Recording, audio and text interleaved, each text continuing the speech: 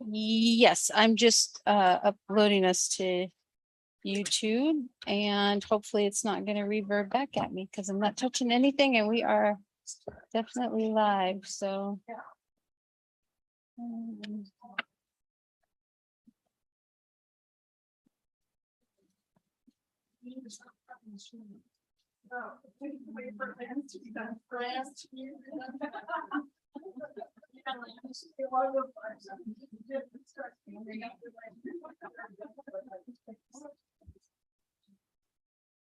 all good back here, Madam Mayor. Woo.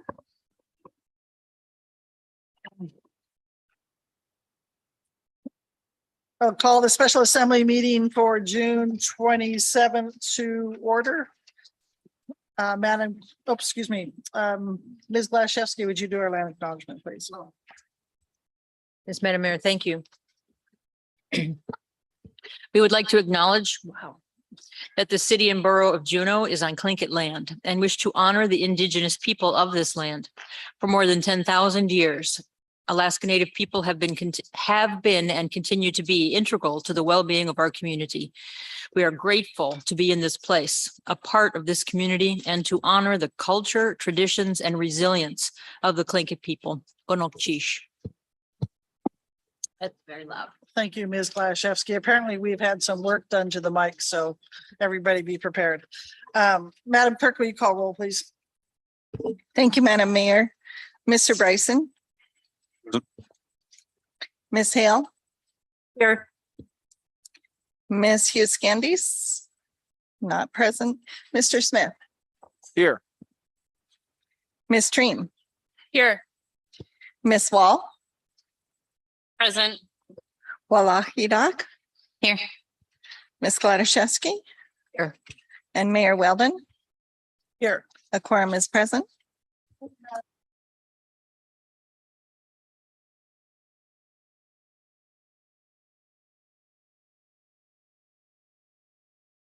Didn't have my mic on. Special order of business, just our instructions for public participation. But we should already have that signed up by now. So are there any members of the public that signed up or that are in the room and want to testify on non-agenda items? No one pre-signed up, Madam Mayor, and it just dawned on me that I didn't put a sign-up sheet out. Is there anybody in the room that wants to speak on? on non-agenda items? Seeing none, we will move forward to our agenda topics. Item A, Madam Clerk. Thank you, Madam Mayor. This is Resolution 2991, a resolution amending the personnel rules and approving economic terms between the city and borough of Juneau and non-represented employees. Thank you, Madam Clerk. Mr. Manager. This resolution would provide authority to increase pay for unrepresented employees by 3% in fiscal year 2023. City and Borough is currently negotiating new collective bargaining agreements with 3 represented groups of employees. Represented employee pay is governed by CBAs that expire on June 30, 2022. CBJ expects that negotiation of new CBAs will be completed this summer as all parties continue to negotiate in good faith. Current negotiations indicate that represented employees will receive not less than a 3% increase to the general salary schedule in fiscal year 23. Wage increases for represented employees will be implemented as soon as CBAs are ratified. Thank you, Mr. Manager. We're going to swap out your mic so because we're having a hard time hearing you.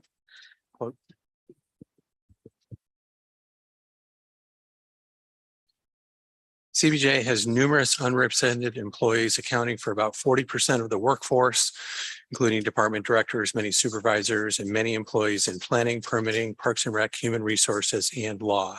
CBJ has traditionally extended pay increases to unrepresented employees that are commensurate with negotiated CBAs.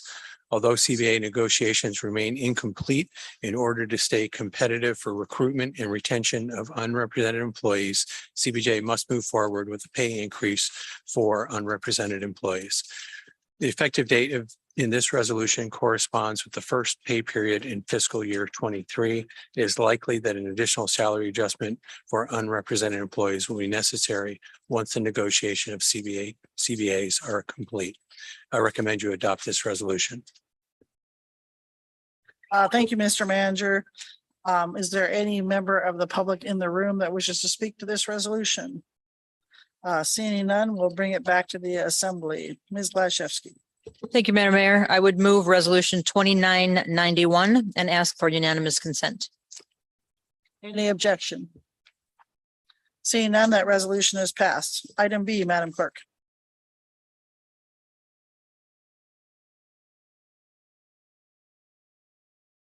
Thank you, Madam Mayor. This is ordinance for introduction, ordinance 2022-35, an ordinance authorizing an alternative procurement method related to the city and borough's Mendenhall wastewater treatment plant infrastructure upgrade.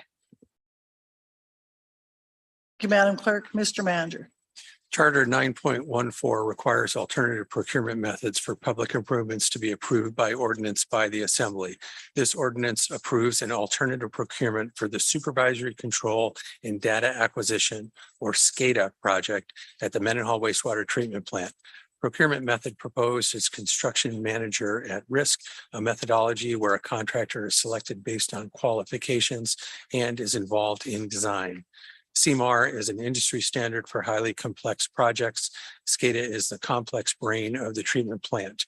Because we cannot turn the treatment plant offline during this upgrade, a CMAR procurement method provides the greatest assurance that the treatment plant will stay fully operational during this upgrade. Public Works and Facilities Committee reviewed and approved this request at the June 6, 2022 meeting. I recommend you introduce this ordinance and set it for public hearing at the next regular assembly meeting. Thank you, Mr. Manager. Is there any member of the public in the room that wishes to testify this ordinance? It's for introduction. Oh, never mind. That's an introduction only. Apologize for that. Moving it to the assembly, Ms. Glaszewski. Thank you, Madam Mayor. I move that this ordinance be introduced and heard at the next regular assembly meeting. That's ordinance 2022-35. Objection? Seeing none, that ordinance is introduced. Just so everybody knows on your end, we're getting quite a bit of feedback and it's pretty hard to hear you guys over there. I don't know if it's the same from us over here.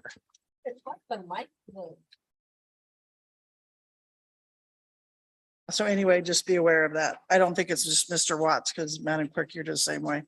And I might be the same way to everybody else. So with that, we'll bring it to Ms. Glaszewski. Ms. Madam Glaszewski. Mayor, I move that we recess this assembly meeting and reconvene as a committee of the whole for the committee of the whole business. Any objection to that motion? Seeing none, we will recess this meeting and come back after the committee of the whole.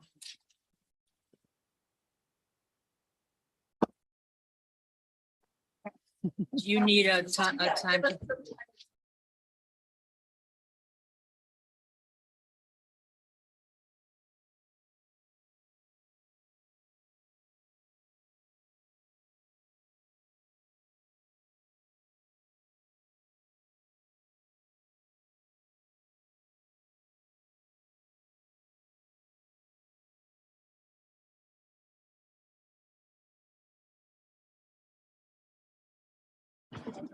Test, test, test, test, test, test, test.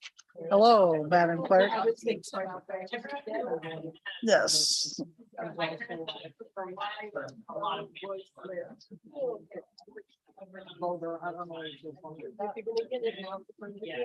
Test, test, test.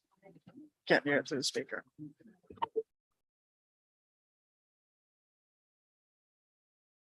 Test, test, test, test. Can we hear? Okay. Who from our staff is on Zoom?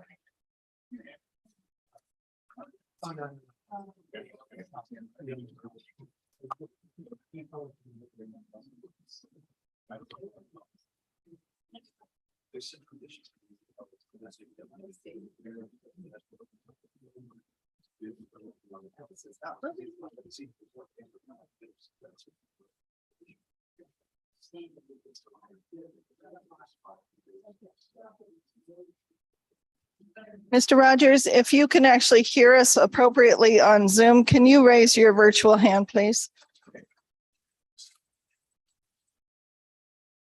Okay, I'm not seeing Mr. Rogers' virtual hand. If any of the Zoom attendees, oh, yep, now we're seeing hands. Thank you very much. We are live and being heard. Thank you.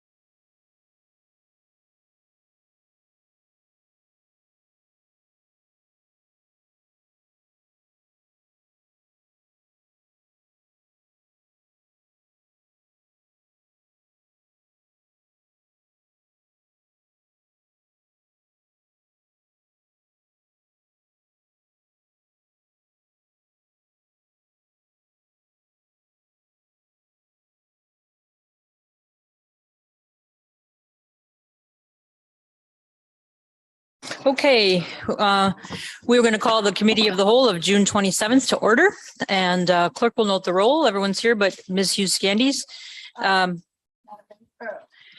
Yes, ma'am. Madam Deputy Mayor, Ms. Hughes Scandies has joined us, and I think we might be able to bring her over as a panelist.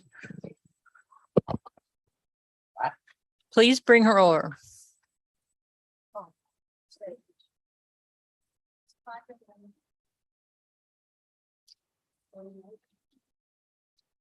Is she on?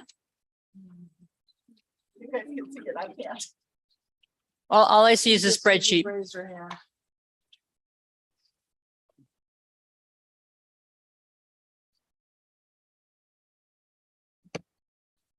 Ask her to raise her hand if she. Ms. Hughes Scandies, if you can hear us, would you raise your hand, please?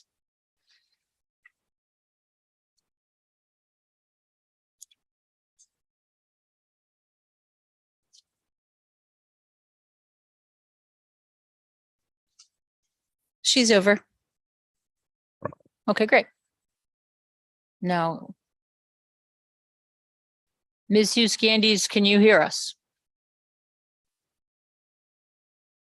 Yes. Okay, Thank you. great. Thank you for joining us. I know it's a crazy hour for you. Okay, so land acknowledgement, Madam Mayor. Thank you, Madam Deputy Mayor. We would like to acknowledge that the city and borough of Juneau is on Tlingit land, and we wish to honor the indigenous people of this land. For more than 10,000 years, Alaska Native people have been and continue to be an integral to the well-being of our community. We are grateful to be in this place, a part of this community, and to honor the culture, traditions, and resilience of the Tlingit people. Gunal Chish. Thank you, Madam Mayor. We've noted the roll. Thank you, Madam Clerk. Any changes to the agenda? I don't see anybody raising their hand.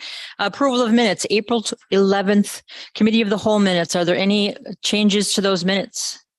If not, anybody changes to the minutes? Okay, we'll consider those minutes adopted. And the agenda topics, the big item on our agenda is the 1% sales tax deliberation. So we were given from the manager, we all took the spreadsheet and made our rankings, and the combined ranking was sent to us a few hours ago, and everybody has a copy of the paper. You can see that if we stopped talking and just adopted this, it would go down to item 14. Some of item 14 would get funded. So I know some people want to talk about in general how they ranked these. Before we get into one at a time. So if there's anybody that wants to talk about that, just in general, their philosophy, if you want to debate this, in other words, I'll shut up if someone wants to just say we're done right now. I suspect that's not the case. Is that not the case? That's not the case, is it, Madam Mayor? Okay. So does anyone want to just talk in general about this exercise or anything they want to say? Ms. Hale, did you want to talk? Okay, go ahead, Madam Mayor. So I'm just reminding everybody, my philosophy and the philosophy of the past this has been for big capital projects and big things, especially our deferred maintenance and things like that we can't usually normally fund. And this shouldn't just be on little one-off things that could be funded in different ways. And we also want to remember, I won't get into details yet until we start going on there, but that's what my main philosophy was looking at big projects and not the little tiny things. So luckily, most of those have fallen to the bottom. Not to say they aren't good projects. I'm just saying we should fund them other ways beside the 1%. Okay, Ms. Hale had her hand up. Somebody else after that? Mr. Royson. Thank you. And this is a little bit specific, but it's really kind of along the lines of what the Madam Mayor is saying about big projects. And I'm looking, because my heart is there, at line 17 and 19, the wastewater and the water utility project funding. And obviously in our list, it wouldn't work to like move those up if we change it around, because they're big ticket items, but they're also big ticket items that I know have to happen. So perhaps a question to Mr. Manager, if there are items on this that we know have to happen at some point, how do those get into the queue? Do we wait for a next 5-year kind of thing, or how do those get into the queue? Mr. Manager. Thank you, Deputy Mayor. So a little bit of a big question. So this is a every 5-year opportunity. It's certainly not the only opportunity, although it is one of the better opportunities, I think, for a lot of these ideas. With regard to the utilities, I'll speak directly to them. There's a little bit of a philosophical decision the Assembly repeatedly has to make, and that decision is always, do we raise the utility rates so that the utility is self-funding, or do we support the utility with general fund? And the pros and cons, raising the rates, it's an enterprise fund, pays for itself, but it increases the cost of living. General fund support, again, if you do it, you're going to have to keep on doing it, because as every day that rolls past, the utility, like everything, loses ground to inflation. So there's that tension between whether utility should fund itself or receive one-time or episodic general fund support. And the problem with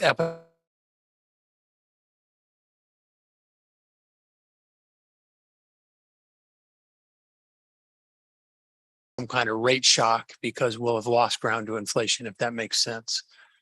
So that's just speaking to the utility itself. The last thing I would guess on the utilities, and maybe is a little bit applicable in other areas, is the utility could do a revenue bond. It does have a stream of revenue that's fairly robust. So periodically there could be a revenue bond for the utility. All these projects could receive support from general obligation bonds. We episodically do those less frequently than the sales tax. Many may be eligible for federal funding, state funding. And then some of these can fit in the annual CIP as well. So there's a lot of opportunities, but I do not want to downplay that this list is a pretty good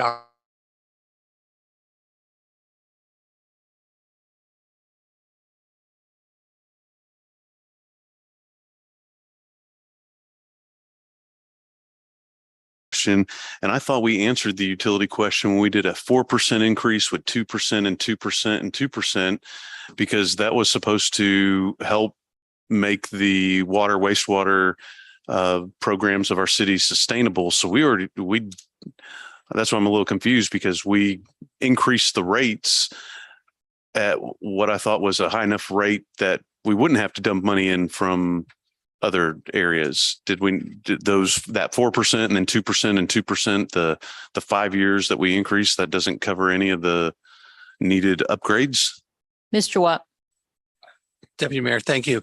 It's a good question. So maybe a little bit historically, we kept as a city our utility rates flat for 10 or 15 years in the 90s and early 2000s, and then we had to catch up, and we caught up with 6 to 8% per year for at least 5 years, which was hard on the customer base.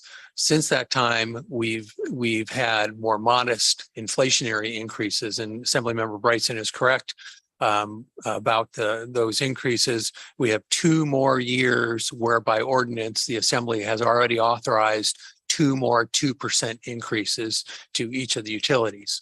When we did that, I think we thought that was a good thing, but last year on year, Jan 1, inflation was running around 5%. So maybe it's not enough, but maybe with all of the federal spending, there's going to be increased grant opportunities. So a lot of moving parts on the utilities. Did you have another comment? Go ahead. The other, as you were talking about philosophically, what we did, I thought a high, medium, and low. I didn't really look at these, and I apologize, Mr. Watt. That's why I had 2 16s, because the numbers didn't matter. It was either a high priority for me, a medium priority to get on this list, or a low. That might be helpful in the future. There was only one thing that I found on here that I felt did not fit at all. These are all projects, and with the exception of child care funding. While I served on the child care committee, I supported child care funding. I don't believe that this 1% is the correct location for an ongoing program, as 1% is for projects. And leaving this on here with the direct wage subsidy, I think it would be a harmful thing for the 1% to have a program in there instead of just projects. Thank you for the time, Madam Thank Deputy you, Mayor. Mr. Bryson. Any other general comments? And we'll just start going down the list in a minute here. I'll make one, and I went and printed off the voter pamphlet from the last 3 times just to see what they were, and they really were all sort of non-controversial, kind of maintenance-y upgrades, maintenance of the pool, maintenance of Centennial Hall. So they were not new projects. They were basically maintaining. And we did, just in the by the way department, I'm just happened to be looking at the 2017 one, throw 15.5 million at wastewater and water infrastructure on the last one. So we've been trying to make up for lost time with water and wastewater. We should have, done little increases over the years and didn't, and we've had to throw extra money at it to try to keep the rates lower. So anyway, that's why I didn't personally rate water and wastewater up high, because I think philosophically we should pay for it in the rates. That's just my deal. And the only I think for me, these things largely follow it only matters, did it make the cut or didn't it make the cut? Largely the things I thought important were, I would quibble about the Waterfront Museum because that's not a vetted long project. It's a new idea. It's not a maintenance thing. So if I had my druthers, it wouldn't be on the list. I would do it some other way. But, Mr. Bryson has childcare and I have museum. So that's my gist. Any other major comments? We'll just go down one by one. You want to, Madam Mayor, move the first one and we'll, did you have something, Mr. Smith? Go ahead. Thank you, Madam Deputy Mayor. I guess just kind of on my general philosophy, I was mostly trying to upkeep and maintain the things that we have, as well as maybe nudge along a couple other priorities. I did have some questions on some of the projects and maybe we can discuss those when we get to them. Lemon Creek multimodal path, is it ready for 6.5 million? Are there grant funds available? Anyway, just how can we take care of the things we have, but also maybe get some things moving, I guess, so we can kind of be looking forward. That was my kind of more general philosophy. And maybe a deputy mayor, just let me know at some point if you want me to talk about a potential proposal that was in the packet about a potential parks bond, but you can determine when you want to have that discussion. Thank you. Thanks, Mr. Smith. Ms. Train. Thank you, Madam Deputy Mayor. I think I've asked this question like 50 times and I apologize. I'm going to ask it for a 51st time. Can you remind me how the timing is determined? I'm just trying to think of, Mr. Smith's comment of, is this project ready for $6.5 million made me think, well, do we have time? Do we have 5 years to get it ready for $6.5 million or just? Thank you, Ms. What Train. are we going to do? Yep, it all doesn't come in at the same year. So go ahead, Mr. Watt. Well, I'll tackle that broadly and specifically. So with the sales tax, this sales tax would begin collection a year from now, and the assembly would appropriate it year by year in the budget process. What will happen as a practical matter is all these things will want to move as fast as they can, but at different paces. So every year, staff will propose to the assembly an allocation. And you'll hear from proponents who may not like staff's recommendation, and ultimately the assembly will get to decide who gets funding in each fiscal year. Additionally, there'll be various ideas on how to forward fund, move money around so that we can keep things moving and kind of effectively use cash management so that we make progress on lots of fronts as much as possible. So that's the broad. Since you asked about the Lemon Creek multimodal path, it's hard to say how ready we'll be in 5 years. We're not at all ready right now. The assembly recently appropriated 1.5 million. In the thinking in that recommendation was that we would have money that would be match for federal grant if we're successful, and some money for land or right-of-way acquisition, which right-of-way is often not eligible for federal grants. Our best estimate for that project right now is 8.0 million.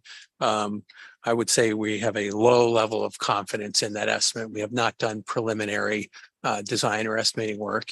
And the last piece of information on that project is Senator Murkowski has included it for, I think, 2 million for congressionally directed spending.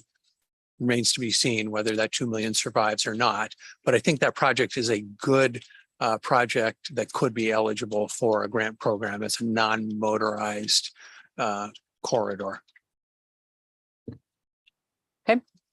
Okay, we'll just go see where we can get 60 million. Madam, Ms. Hale, you had another comment? I just had a question, Madam Deputy Mayor. Will the result of our meeting tonight be a list that we forward to the assembly for introduction and then, okay, thank you. Yep. who's got their, oh, Ms. Hughes Candies, go ahead. Thank you, Madam Chair. And you may not, let me know if you can't hear me because I'm keeping the camera off because audio is a little. You sound good. Okay, great. I'm sure I don't sound good. I'm sure I sound tired, but I just had a question as we start this process right now, kind of following on Ms. Treem's question.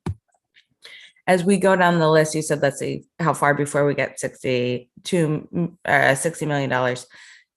Is part of that process, as Madam Mayor makes motions, saying, yes, I want this to be on the list that gets money, but no, I don't want it to get as much money as suggested. And I guess I'll just put in to color that question. For instance, like if there's things that are just off the list that we would like to see get some money, should we reduce the amount of money the top ones are getting? Yes, good question, Ms. Hughes Candies. Exactly right. The mayor will make a motion with an amount, and then we can vote on, we can all say yes or no to that. And so if there are things below the line that you're interested in, you got to keep that in mind. Okay, Madam Mayor, go ahead. Do my best. So I would move the CBJ building maintenance projects, but I would offer amendment to only fund it to $8 million. Any comments on that, Madam? And I would move the 1.9 down to the harbor projects.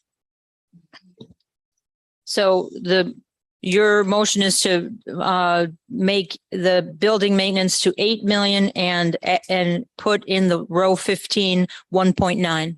Correct. That's the motion. Who has a comment on the motion? Ms. Treem. Who's talking? Oh, Mr. Manager. Deputy Mayor, I'm going to offer a piece of advice that hopefully the mayor will accept.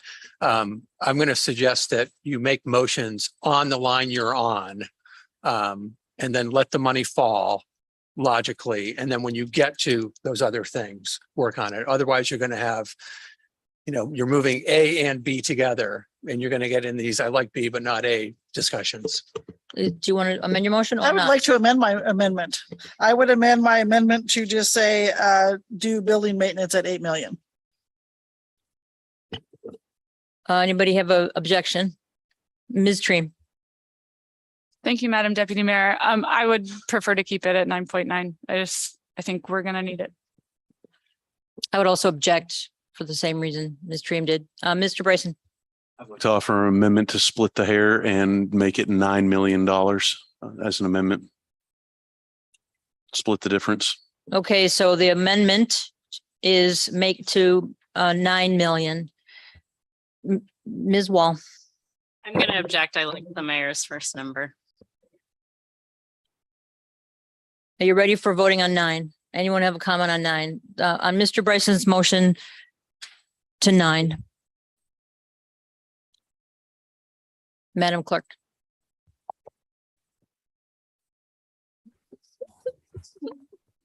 Thank you, Madam Deputy Mayor. This is for the amount of 9 million towards CBJ building maintenance. Let me, Is that correct? this is going to get super confusing right off the bat. So there's people that want 9.9. You just went 8 and now this is 9. If 9 passes, then we don't get to vote on 9.9 or 8, right? We get to vote on. Okay. Okay, we're voting on 9 right now. Madam Clerk. So, Madam Deputy Mayor, if I might just take a moment to understand the amendment to the amendment to the amendment. Only 2. We can only have 2 amendments. There's only one. Okay, Oh, there's 2 amendments. The mayor's Right. amendment, or actually that's the So- mayor's motion. There's no amendment. it's the mayor's motion with the amendment by Mr. Bryson for 9 million. Is that Correct. accurate? Yes, Okay, ma'am. Thank you. We're Just going to wanna be a make long sure night. I know Okay, what we're going to talking vote about. on 9, Okay. Madam Clerk. Mr. Bryson's $9 million towards CBJ maintenance amendment. Mr. Bryson Yes. and Ms. Hale Yes. and Ms. Hughes Candies. No. Mr. Smith, No. Ms. Treem, No. Ms. Wall, No. Wallahi Doc, No. Madam Mayor, No, and Ms. Gladysevsky. No. Okay, motion fails, 2 ayes and 7 nays. She got Alicia. Okay, we're back to the main motion was 8 million for building maintenance projects. Any comments on this? I object. I would like 9.9. Okay. Madam Mayor, we're I'm just speaking quickly. If we don't start shaving some of these down, we're not going to fund some other things.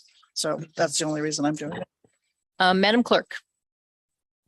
Thank you, Madam Deputy Mayor. So this is for the main motion for $8 million to go to CBJ building maintenance. Mayor Weldon?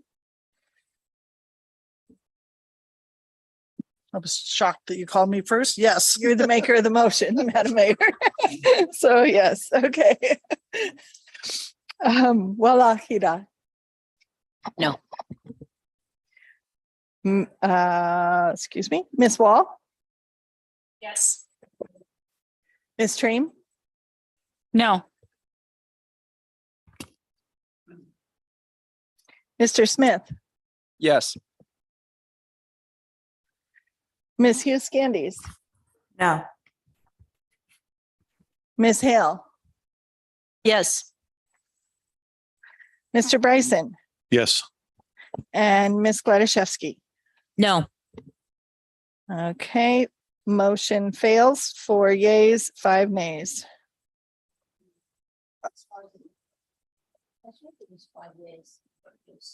5 yeas, I must have missed. Mr. Bryson? Well, Oh. Just a 1 minute at least, please. Okay, Eddie's 1 minute. So just, Mr. Bryson, did you say that you were a yay? Okay, that was where I missed. I meant to say My no. Apologies. She wants to change.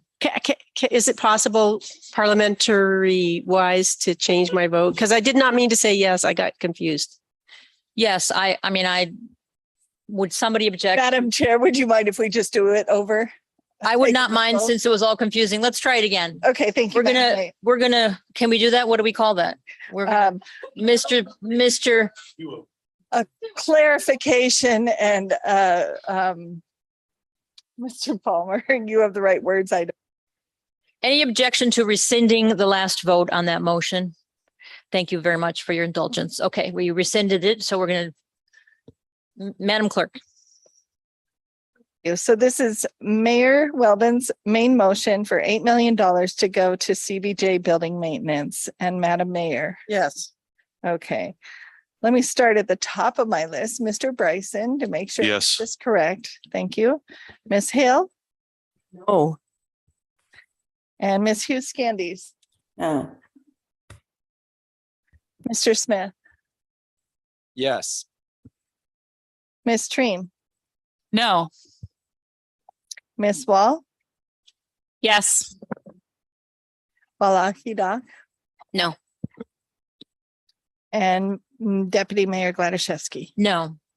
Okay, I have 4 yeas, 5 nays. Motion fails. Ms. Hale, you have a motion? yes, I move that we fund CBJ building maintenance projects at 9.9 million, and I ask for unanimous consent. Order, Madam Deputy Mayor. Go ahead. Since we voted on 9, though it may seem that there's maybe a majority that would vote at 9 versus 9.9, but we cannot re-vote on that amount. Is that correct? The motion is 9.9 right now. Very good. We'll see how it goes. Okay. I ask for unanimous consent. Any objection to that? I object. Okay. Okay, roll call vote, Madam Clerk. Thank you, Madam Deputy Mayor. This is for Ms. Hale's motion to fund CBJ building maintenance at 9.9 million. Ms. Hale, Yes. Ms. Hughes Candies, Yes. Mr. Smith, No. Ms. Treem, Yes. Ms. Wall, No. Wallace Doc, Yes. Mr. Bryson, No. Ms. Gladysevsky, Yes.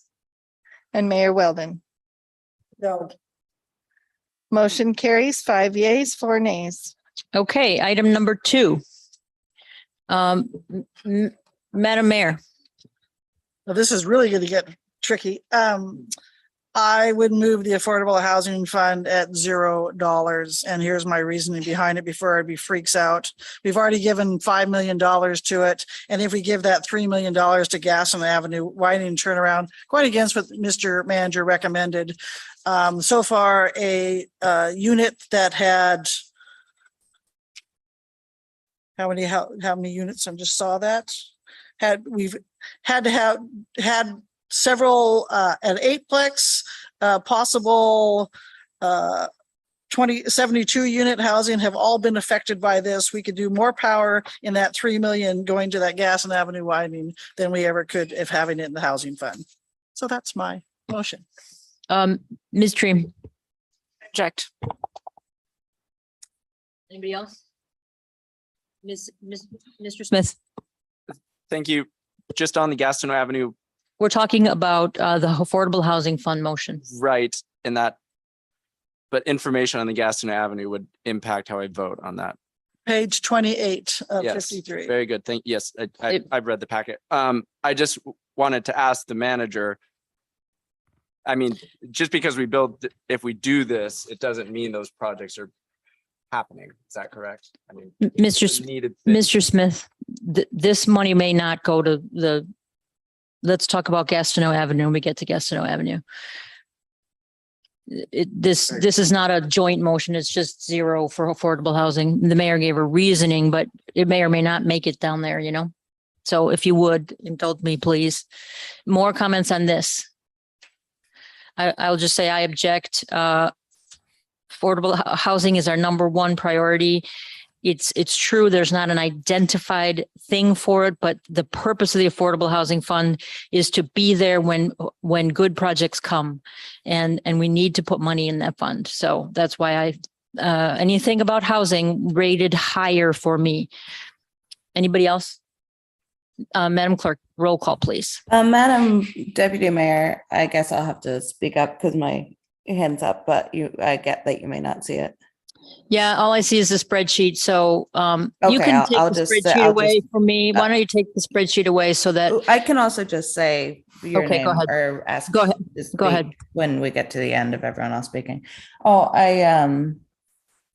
I guess I will be really brief and just say that I'll echo your comments and say everything there at this point. We needed so many. If you look at the housing action plan and see how many units were not created, we talk about things being a dire emergency. This can be more of a dire emergency. And if it came down to the city creating housing, I would rather we have the funding to do that than to say little projects bit by bit. And then I was just going to say, mention a point of order. It is hard when people throw out something as a reasoning to not be able to ask questions about it, but I get we have a long meeting, so I'll leave it there. thank you. Anybody more comments on the motion? All right, roll call vote, please. Thank you. Mayor Weldon's motion for 0 funding in the affordable housing line. Mayor Weldon, Yes. Wallace Doc. No. Ms. Wall, Yes. Ms. Dream, No. Mr. Smith, No. Ms. Hughes Candies, No. Ms. Hale, No. Mr. Bryson. No. And Ms. Gladysevsky. No. Motion fails 2 yeas, 7 nays. Ms. Stream, do you have a motion? Yes, I move we fund Affordable Housing Fund at $3 million and ask for unanimous consent. Objections to that motion? Object. Okay, do you want to speak to it or can we vote? Nope. All right. My piece already. Okay.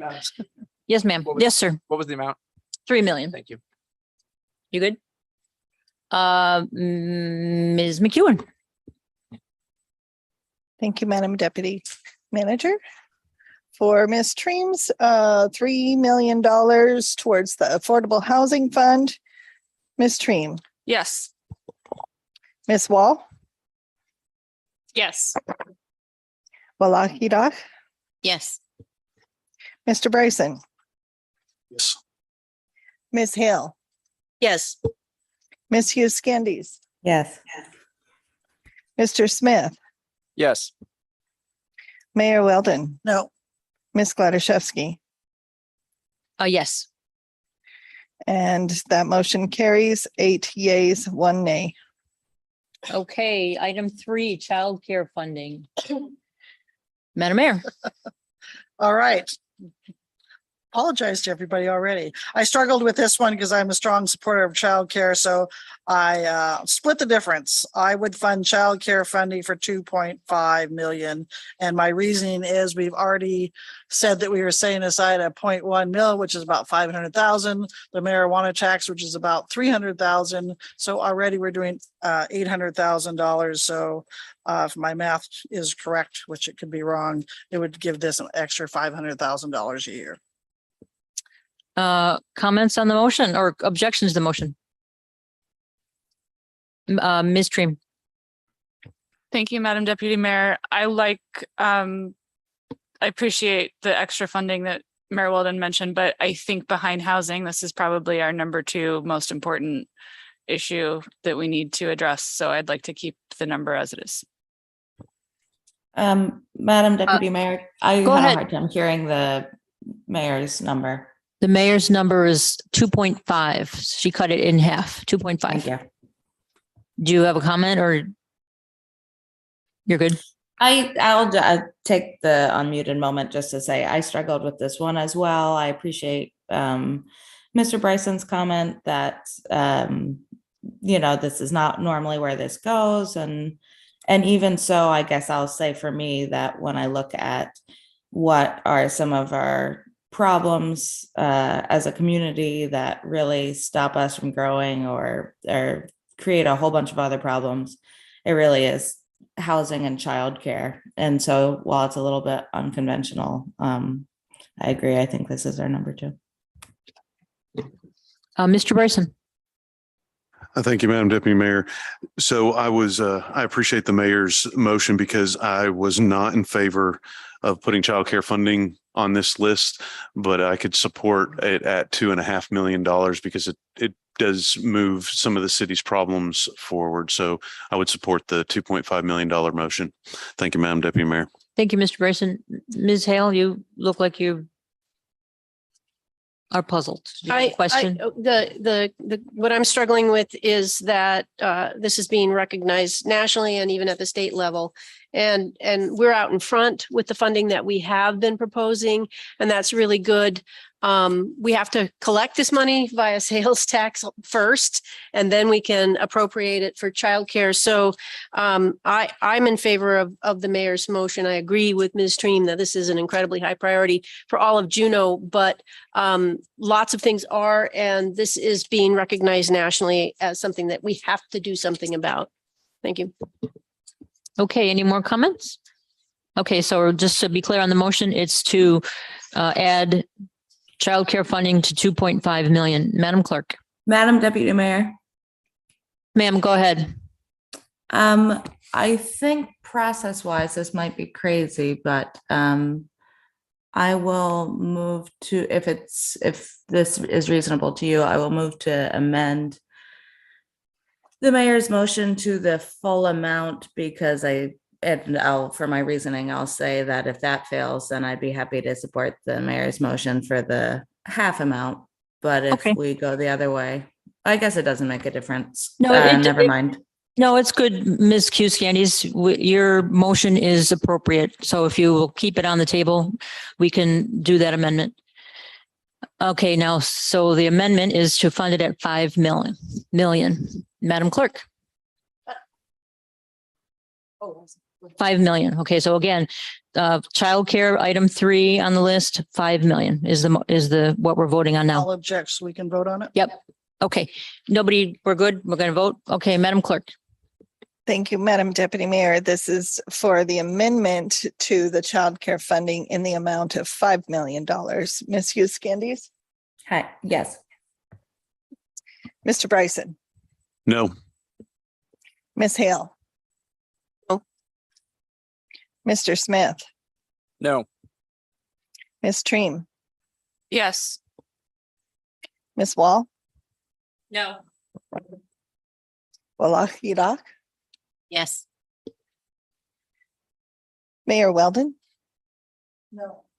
And Ms. Gladysevsky. Yes. Motion fails, 4 yeas, 5 nays. Okay, now we're back to Madam Mayor's motion, 2.5 million to childcare. Madam Clerk. Thank you, Madam Deputy Mayor. Mayor Weldon, Yes. Wallach, No. Ms. Wall, Yes. Ms. Treem, Yes. Mr. Smith, Yes. Ms. Hughes Candies, Yes. Ms. Hale, Yes. Mr. Bryson, Yes. and Ms. Gladysevsky. Yes. Motion carries 8 ayes and 1 nay. Okay, thank you. So we're on item number 4. Oops, turn on my microphone. Item number 4, Parks and Recreation Major Maintenance and Repairs. Madam Mayor, I'm gonna be exhausted after this. Okay. we're going to go, well, someone else can do it. No, that's all right. I will move the Parks and Rec major maintenance repairs, but once again, I'm gonna reduce the number. And right now I'm gonna reduce it to 5 million. And this is the time that Mr. Smith and I will chat briefly. We are planning on bringing forth a GO bond. The number right now we have, I think, is 6.6 million, and that would take care of the Adair Kennedy turf field, the track, the basketball field, the tennis courts, all at Adair Kennedy, plus that's why we're still working on the number Perseverance cabin. So Parks and Rec can't have everything. That's my motion, 5 million.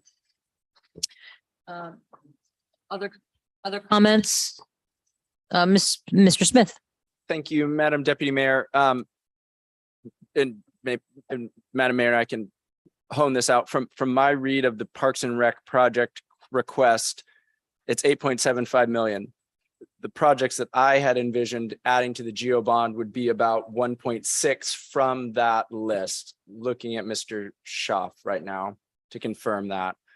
That would bring then the Parks and Rec request with, and excuse me, the pieces that I would be adding to making a motion to add a GO bond would be the area wide trail and bridge repairs, as well as the public use cabin. So removing that amount, 1.6 million from the 8.75, that would bring it, we can just maybe call it 7 million or something. So that would be the new Parks and Rec request total, but Madam Mayor may have a reason for choosing 5, but just wanted to bring that up. Thank you. Madam Mayor. Yes, the reason I'm choosing 5 is actually just an arbitrary number, but we just can't fund everything, and that would fund everything in Parks and Rec. And yes, I support Parks and Rec greatly, but I'm also concerned with the wastewater and the water utility, and we need to get some money down there. And unfortunately, if we do a bond and we do $5 million, that's giving quite a bit to Parks and Rec. That's just my reasoning. More comments on the motion? Okay, I would comment then that this is going to go on the ballot. I think it should be 8.75. I don't know what's going to be in the bond. 5 million is smaller. Even if you did 8.75 minus 1.6, it's not 5. Again, this money has traditionally been to fund the things we just can't fund regular to maintenance projects. Things like the building maintenance and the Parks and Rec maintenance is exactly the kind of projects that people want to vote yes for when they are going to vote to tax themselves another 1%. So I object to 5 million for this number. Ms. Treem. Thank you, Madam Deputy Mayor. I'm curious about, I just have a question about the bond. I know that's been stewing for a while, but we're like very, very close to our deadline for putting anything on the ballot. And I know bonds are complicated and boring to write probably, but what's the status of that, Mr. Palmer? Mr. Palmer or Mr. Watt, whoever has the answer to that. Mr. Palmer. I'll take that. So as soon as we get some clarity as to exactly what the projects are, and Madam Mayor and Mr. Smith are working towards that goal, then we'll finalize the bonds, and the goal is to have it introduced at the next meeting. Okay, you're ready for the vote on this? Mr. Smith. Thank you, Madam Deputy Mayor. I guess I just have the Reninger Park and Pipeline Skate Park improvements. I guess it's a 2 million. So that's, I don't know how much actually that is new versus repairing the skate park, and then how much of it is building a new park. I guess I'm just kind of curious to know how ready for prime time that is, and how high of a, anyway, if that's been designated as a community priority and neighborhood priority and that kind of information. So I'm Mr. Chef or Mr. Watt? Mr. Chef.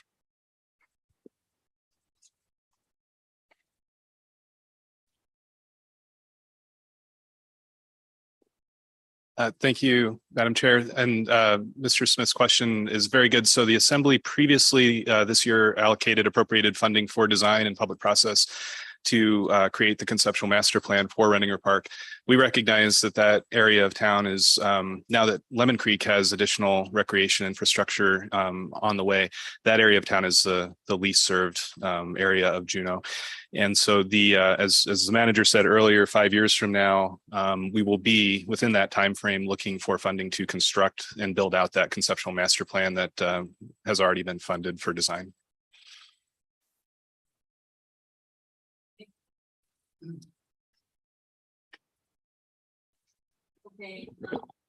More comments on this. So it's, the motion is for 5 million for Parks and Recreation, major maintenance and repairs. Madam Clerk. Thank you, Madam Deputy Mayor.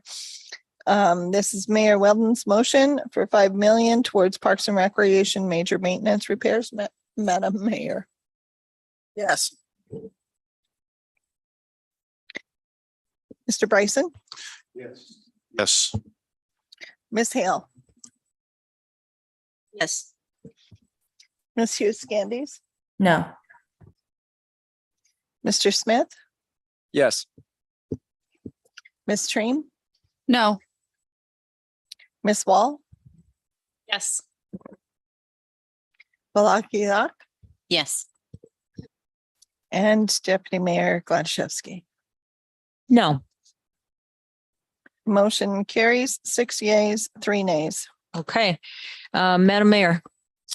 I move the CCFR ladder truck replacement at 1.2 million. Any objection to that motion? Madam Mayor, next. I move the North State Office Building forward with 5 million. Any objection to that motion? Thank you. Madam Mayor. I apologize ahead of time. This was a very, very tough one for me. I apologize. I will move the school district facility funding to 2 million. And the reason for that is we are waiting, actually it should have probably happened today, for the school bond debt reimbursement. So I guess before I make my motion, can I ask that question of Mr. Manager to see where we are with that? Deputy Mayor, I have not checked the news, but we believe the governor was going to have a press conference in Nome, and we believe that school debt reimbursement was not going to get vetoed. So was not going to get vetoed. I haven't checked the news, but the indications are that it appears to be safe. Including the back payments, because that That's was the correct. question. Okay. That's correct, including, that's the best information I have. Okay. Okay, so I will keep going with my motion then, because if fingers crossed, all else fails, I think we get 16 million from that. So that will help. So school district funding for 2 million. Object. Ms. Treem. Okay, thank you. Ms. Hughes Candies, do you want to speak to that, or? Yeah, and in fact, I don't know, actually, I don't want to step on anyone else's, but I would move to amend it and then I would speak to my amendment. Okay, go ahead. I move to amend the school district funding to be for 5 million. Is that correct? Let me check my numbers. Yep. That's what's To on the am- paper. Yep, thank you. To amend the school district facilities funding for 5 million. And I'll speak to that. A little bit not having my finger on the unmute button and a little bit not, it's 5 a.m, but we just let North SOB parking sell through, and it's not that that's not a worthy project, and there's reasons for that. But out of the things that we would amend to find funding somewhere, this is another one of those ones. I would not take it from our maintenance, our long overdue maintenance things. We have our, and I won't pass, but you spoke earlier to historically, traditionally, where we spend these funds on non-controversial upkeep of city facilities that we know we need to do. And we know what inflation is doing to our upkeep and repairs. And furthermore, we know when we don't upkeep and repair our own facilities, we just pay for it more later. And so even though we're hoping to get those bond debt back pay payments, and that will help. If we look at the actual funding amount over the years and see how underfunded the schools have been to be putting Band-Aids all over the buildings, rather than doing that minimum 2% that they need to be doing. These are, I think we need to upkeep our city facilities. And so I think the higher number is more in order. Okay, thank you, Ms. Uskanis. The amendment to the motion is to make it 5 million. Who has comments on that amendment? Madam Objection. Mayor, Ms. Hale, Mr. Bryson, Madam Mayor. I object. I agree with Ms. Hughes Candies that this is much needed deferred maintenance funding, but let's face it, folks, it's the state's not funding. It's not the city's not funding. So I say we keep holding the state to the fire and make them come up with some school funding. Ms. Hale and Mr. Bryson. Thank you, Madam Deputy Mayor. I agree with the 5 million for many of the reasons that Ms. Hughes listed, but primarily I don't agree that we start spending the excess school bond debt reimbursement that we have lost all these years and that we may get back if the governor does not veto that. I think we need to think really clearly and carefully as a body about how we actually spend that. And I don't want to start chipping away at it now. I want us to think about what that can do for us and how we want to use that. Thank you. Mr. Bryson and then Ms. Treem. Man, I see this as throwing good money after bad. We have decreasing populations that are only projected to decrease even further. We have some philosophical issues that need to be corrected, and just throwing money at the problem will not ever solve our school district's facility maintenance issues. If we keep going down this path, there's no amount of money that will make the schools whole. We have to look at a different solution. And so I love a zero on this line item, but I would support Madam Mayor's 2 million because of all the reasons that we all know about. But I will absolutely vote against $5 million. Thank you for the time.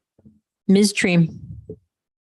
Thank you, Madam Deputy Mayor. I'm in favor of 5 million. Even if we closed a school, we're still going to always perpetually have school facilities that need repair because we will always perpetually have schools.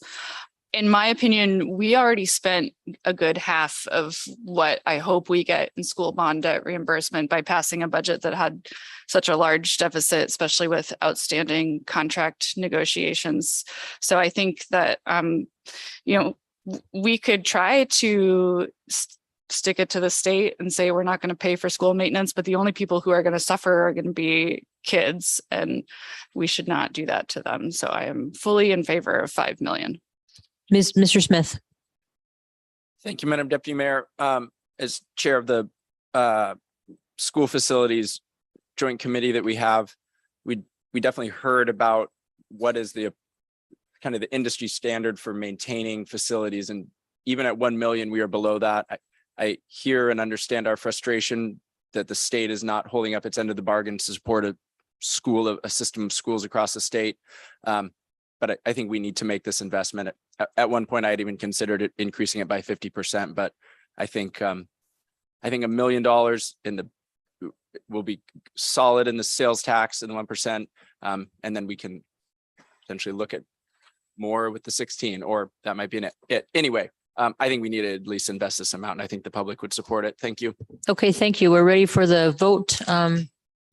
Madam Clerk, this is to fund the school district facility funding at 5 million. Thank you, Madam Deputy Mayor. Ms. Hughes Candies, Yes. Ms. Hale, Yes. Mr. Bryson, No. Ms. Treen, Yes. Mr. Smith, Yes. Ms. Wall, Yes. Wallahi Doc, Yes. Mayor Weldon, No. and Deputy Mayor Gladys. Yes. Motion carries 7 yeas, 2 nays. Okay. We're moving along. We're on item number 8, Telephone Hill redevelopment. And just remember that this is what came out of all of our votes. So it's not Madam just Deputy Mayor. random things. It's, we all voted for these. Go ahead, Ms. Treen. I think we voted on an amendment to a motion. I don't know if we still have a motion that's still out there. No, well, Mr. Palmer, what do we have to do? If the motion, we've amended the motion. Oh, I guess we have to, okay. The amended motion that just passed, the amendment just passed. So the main motion is, is there any objection to the main motion, which is now 5 million? No. Thank you. Thank you, Madam. Thank you, Madam Mayor. We all appreciate it. Okay, Madam Mayor, number 8, Telephone Hill redevelopment. I would move the Telephone Hill redevelopment for 2 million. Is there any objection to that motion? Okay, 2 million. Yay. I would move the JPD radio system replacement for 2 million. Any objection to that motion? Okay. Item number 10, Lemon Creek Multimodal Path, Madam Mayor.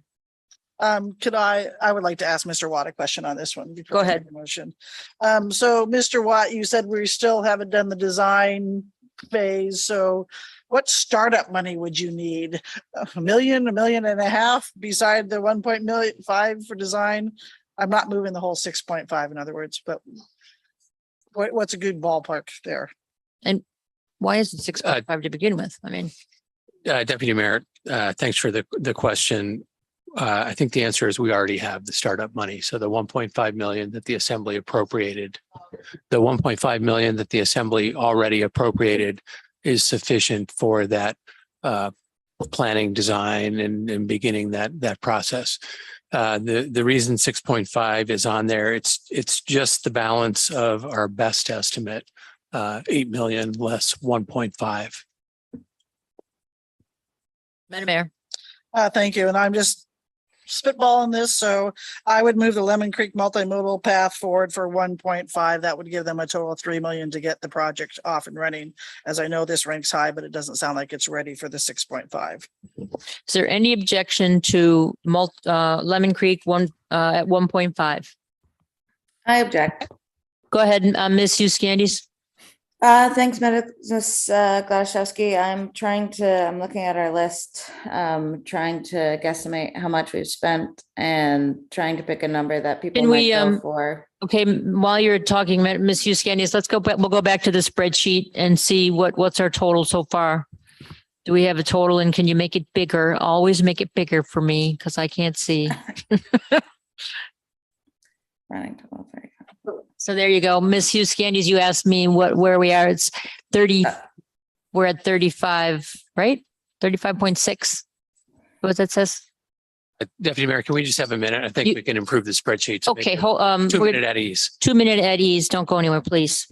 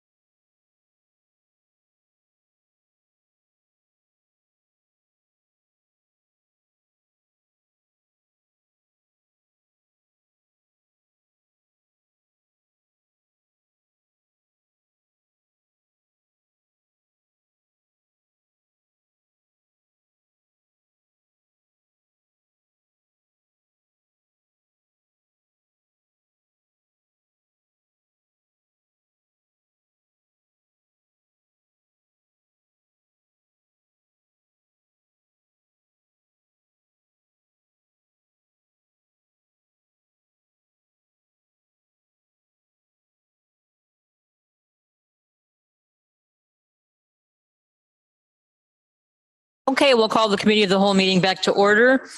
The manager has made some improvements to the spreadsheet, and you can see the running total and also how much we have reduced from what it would have been if we would have funded fully. So you have an idea of how much more money there is, right? So it's awesome. Mr. Manager, go ahead. So if you look at the spreadsheet that I gave you that I pre-populated, and if you'd stayed with the numbers, you would have run out of the money on Peterson Hill. Correct. So Item 14. the money you've reduced would fully fund that line, and you would see 6.1 in the harbor line. Or any other line. Until you get that and change it. Right. Okay, great. Got it. Everybody, Ms. Hughes Candies, you back? Thank you, Madam Deputy Mayor. I am. Okay, great. Okay, we're going to leave. Go ahead. No, go ahead. I guess I'm trying now. I really do apologize. I don't remember. I believe the mayor's motion was to 1.5. Is that correct? Yeah, the motion on the table is to 1.5 for the Lemon Creek multimodal path.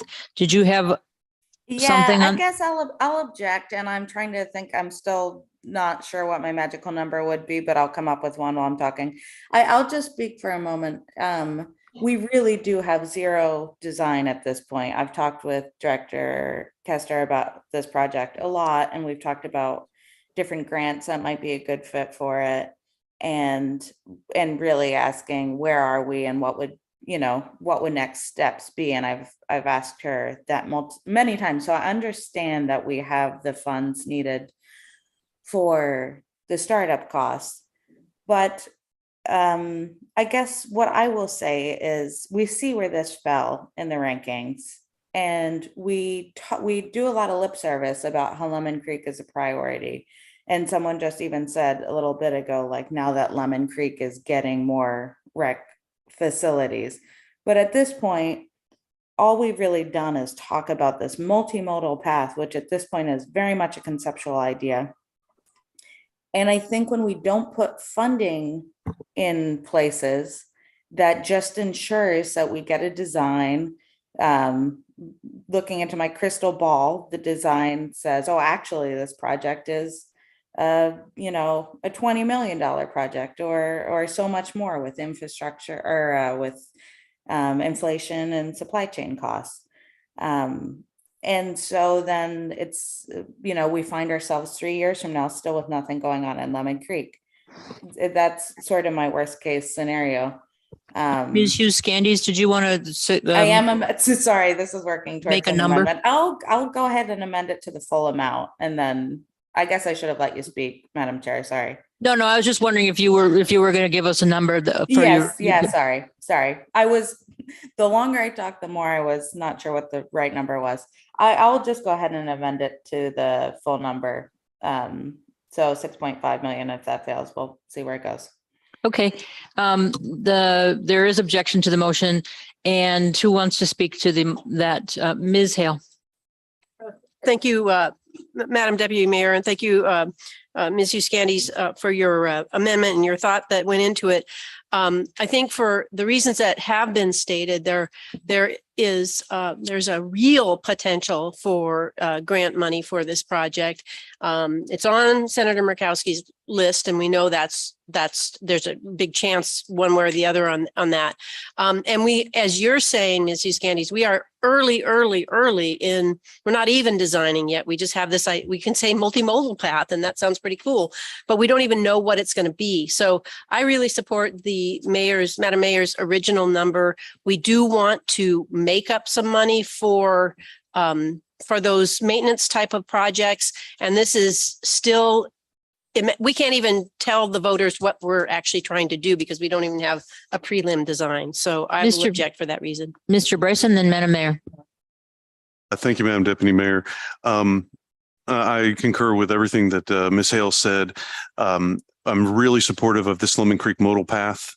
And I believe $3 million is a tremendous amount of money for design. It exceeds other design funding that we've provided in the past. So if the Lemon Creek multimodal path has $3 million of funding, that's more than adequate to get great design and a final product for us. So I would support the mayor's original dollar figure. Thank you, Madam Deputy Mayor. Okay, are you ready for the vote on the amendment to 6.5? Anyone else want to? Okay, Madam Clerk.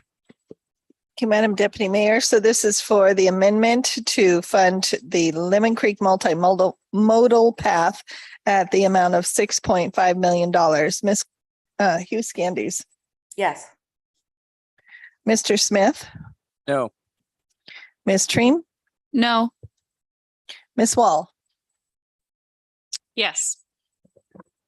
Walaki Doc. No. Mr. Bryson, No. Ms. Hale. No. Mayor Weldon. Deputy Mayor Gladysevsky. Yes. Motion fails, 3 yeas, 6 nays. Okey doke. Next one, information. Back to the main. motion, Oh, sorry. Madam. Back to 1 point. Sorry. God. Thank you. 1.5, is there objection to 1.5 for the Lemon Creek path? No objection. Madam Deputy Mayor, I just want to object for a comment, then I'll remove my objection. We Okay, go ahead. have poured money into the design of the new civic center. So I just want to point out again, so we as an assembly examine our option or our actions versus our words. And with that, I'll remove my objection. Okay, thank you, Ms. Hughes Candies. Any other objection? Okay, that is passed then. Next one, item 11, Madam Mayor. I would move information technology for 3 million. Is there any objection to that? Hearing no objection, that's passed. Madam Mayor. Thank you, Madam Deputy Mayor. I actually have a question on this one. Mr. Manager, talk to me about the available funding for this, because I think there's other ways to fund this, if I'm not correct. Deputy Mayor, thank you for the question. Yes, there are other ways to fund it. So pre-pandemic, I explored this idea and pitched it to the Assembly, and I did a little bit of groundwork. I had a preliminary conversation with the capital fund advisors that would incorporate the existing city museum into the Capitol campus. And I believe that they are a potential source. They met on Saturday. I discussed the project with them. I think in your email, you've seen an email from former Mayor Botello and Mr. Clark expressing support for this project and others. I've had conversations with cruise ship executives and gotten non-objection to using some passenger fees, as we would have restrooms and visitor information incorporated in the facility, which are normal waterfront activities. And then we had a light touch with Rasmussen Foundation.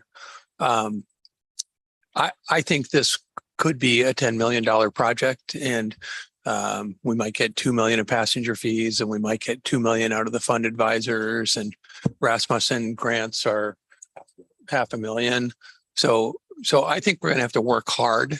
I think the mayor's question really is, could you fund a different number? You could fund a different number, but I think the question is, how fast do you want this to happen?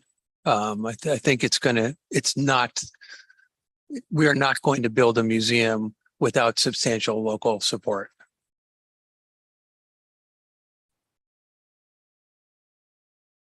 Thank you, Mr. Manager. I would move the waterfront museum, this is a tough one, for $2 million. Ms. Wall, Ms. Hale. Thank you, Madam Deputy Mayor. I object and would like to make a amendment to bring that to the full suggested amount at 4. I just think it's important for the reasons that Mr. Manager just spoke to, that we put a good chunk of change into this to get it going, recognizing that there'll be other funding needed to bring this project to fruition. Thank you, Madam Deputy Manager, I object, and I object in the absolute opposite reason. And so can I speak to my objection? Sure. While there Please- is an please go amendment on the table? I can't even say the word. The motion is for 4 million right now. You're The speaking motion to is 4 for million. 4 million. And so I object. And my objection is that I would prefer, once that motion is dealt with, that it be at 0 million, because because we started talking about this pre-pandemic and we haven't picked it up really thoroughly since that point in time. And I'm just worried that the public, our constituency in Juneau just doesn't know about this project. So it just hasn't been floating around. We've dealt with a virus for 2.5 years and we haven't been talking much about this. I think it's a good idea. I just worry about it being one of our 1% projects at this point. We need to vet it more thoroughly and then come back and explore other funding mechanisms. Mr. Bryson. You, Well, I was really confident in my information until Miss Hale started talking. So I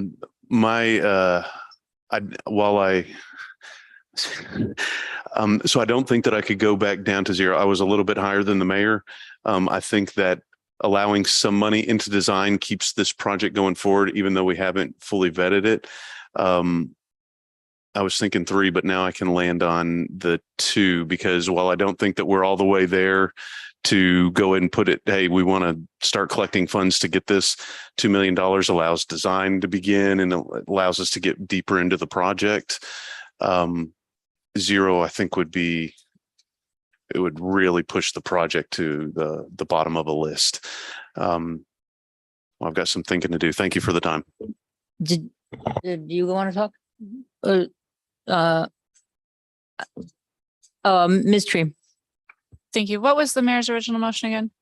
2. Go ahead. Thank you. I'll actually speak to the $4 million because I know this was pre-pandemic, but we talked about it quite a bit before pre-pandemic. And if you look in your email, we have quite a few emails regarding it and to move it forward. And we all know that the current museum is very, very old and it has a leakage problem. So all of our treasures are in potential of being lost. And so if we could move it forward, I think that would be great. And remember that we all rank these and it landed in the top of all of our rankings. Somehow someone way down may have thrown it at the bottom, but the rest of us brought it up. So with that, I would say yes to the 4 million. And if that fails, I will say yes to the 2. Mr. Smith. Thank you, Madam Deputy Mayor. I think I'm more close to 1 and that I'm okay to maybe give a little bit, but I think this still has a long way to go, and 4 seems like a lot for something that is still pretty conceptual. So I won't be for 4, might not be for 2, but I like 1. Thank you. Ms. Wall. Thank you, Madam Deputy Mayor. I appreciate my colleagues who are kind of concerned about the public process. And normally I'm hesitant to put something out there too quickly before the public. But in this case, this isn't a new project. This is moving something that we're already invested in as a community and doing so in a way that's going to make it more successful. And so I feel like there's buy-in for that. And I, was supportive of reducing some of our larger asks up at the top of the list, but I am worried if we start whittling down these smaller projects, that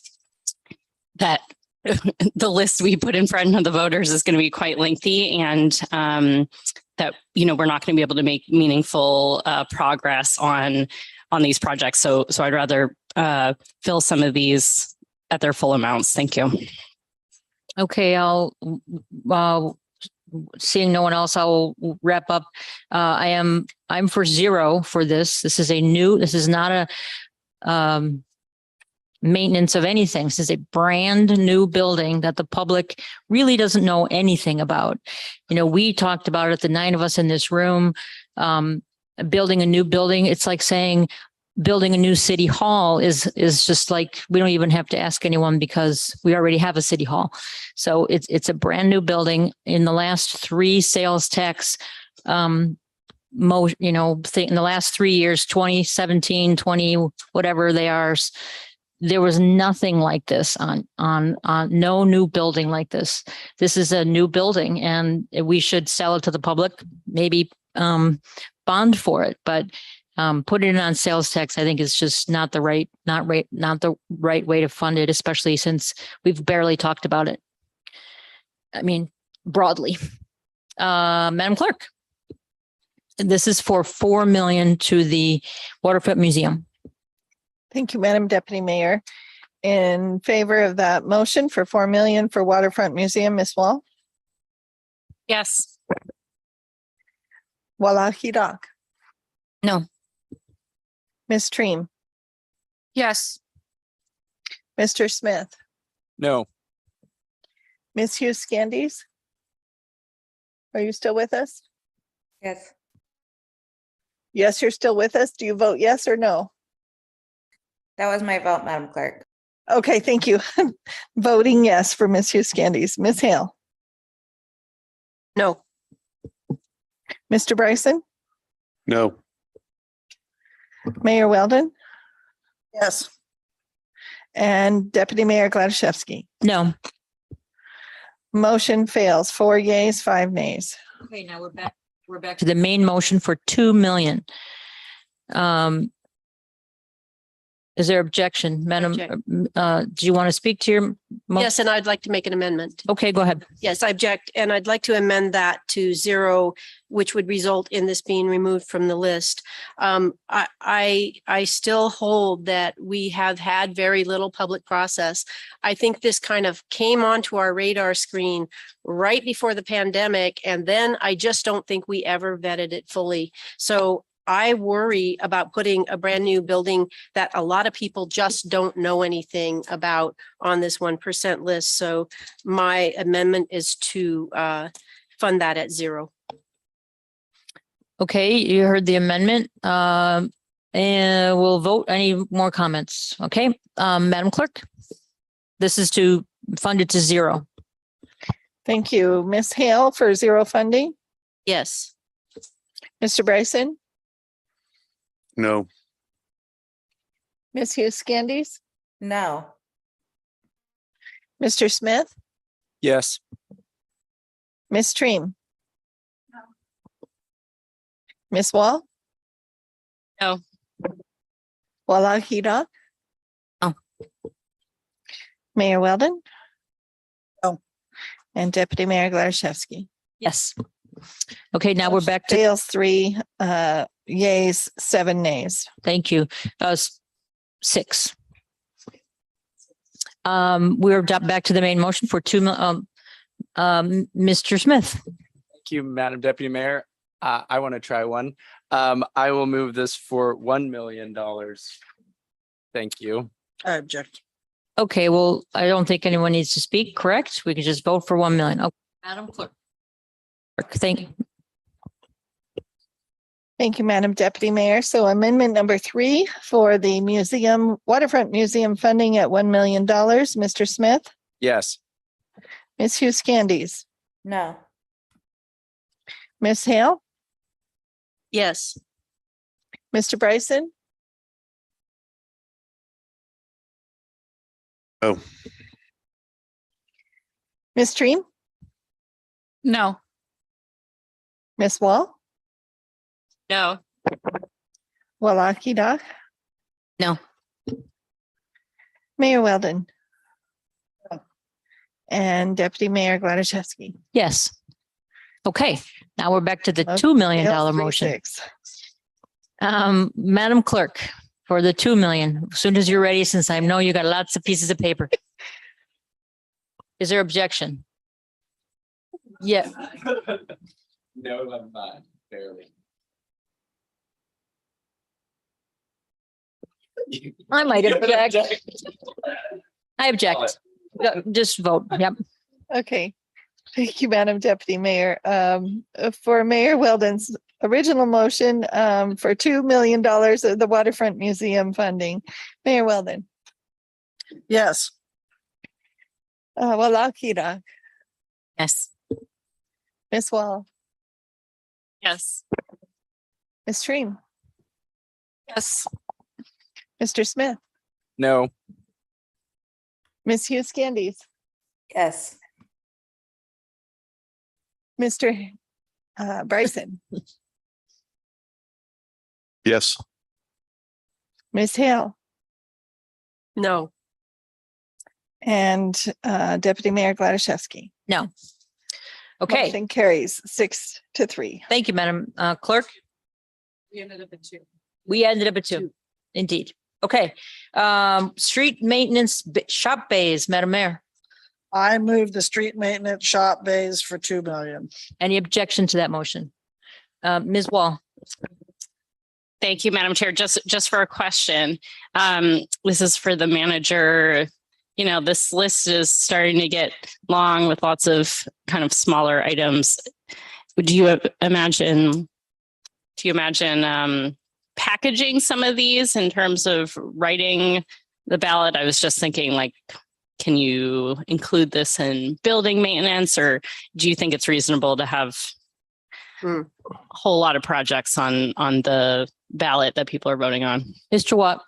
Thank you, Deputy Mayor. So yes, the ballot ordinance language will get simplified and the voter information guide as well. Both of these things, this level of detail, I don't think would be helpful to the public.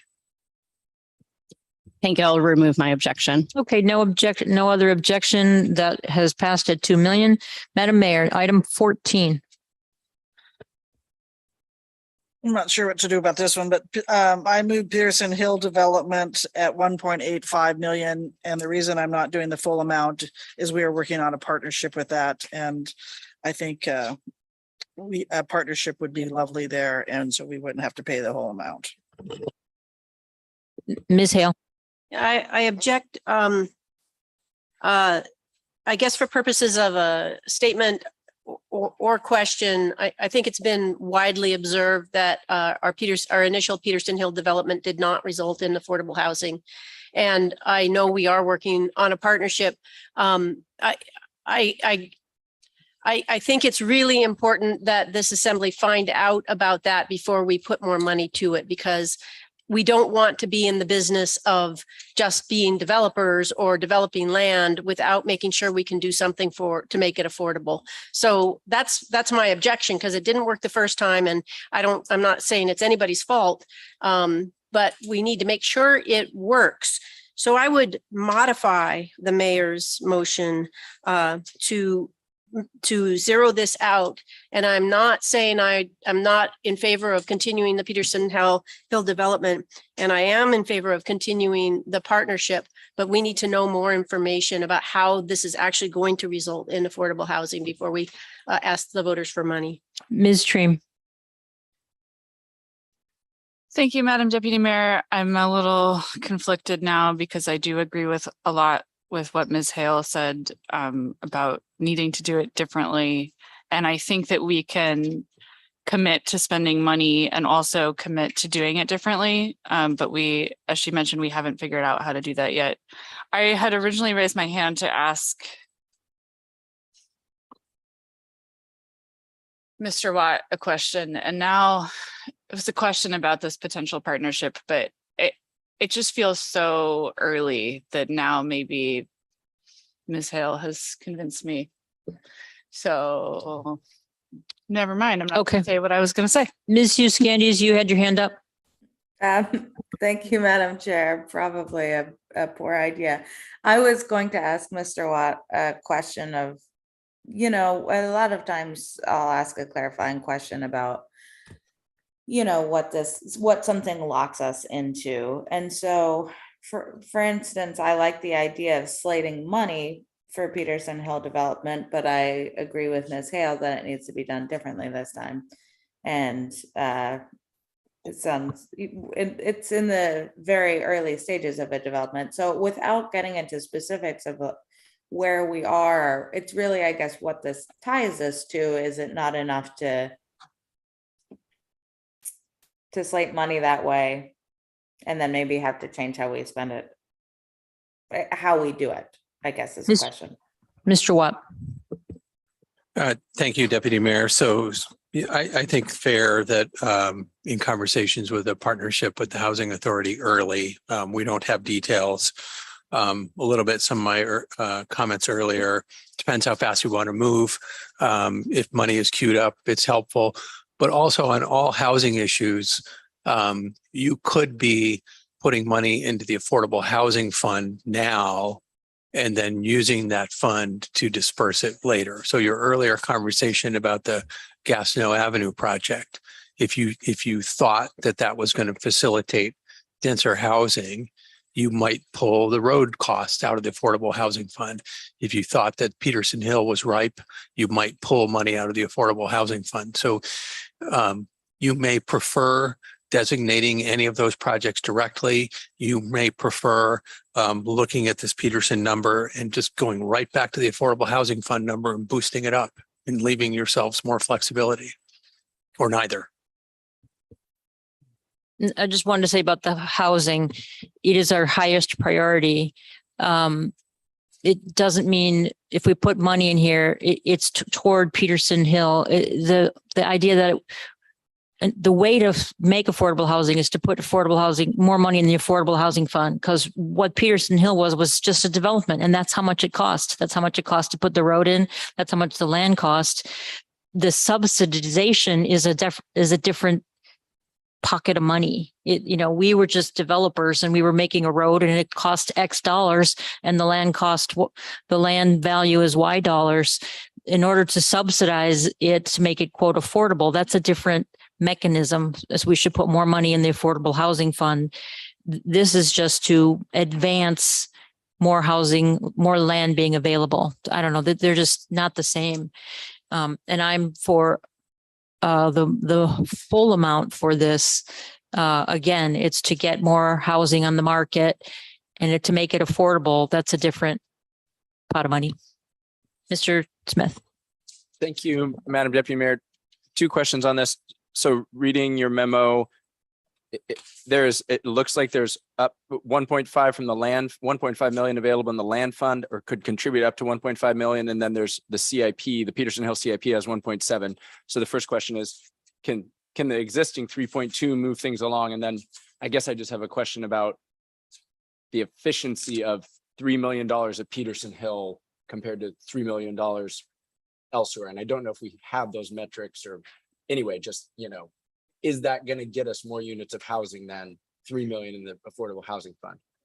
You could just maybe answer that. Mr. Watt. Thank you, Deputy Mayor. It's really hard to answer because, we could do a big phase, we could do a little phase, we could do a subsidized land sale, we could do a partnership. There's a lot of moving parts.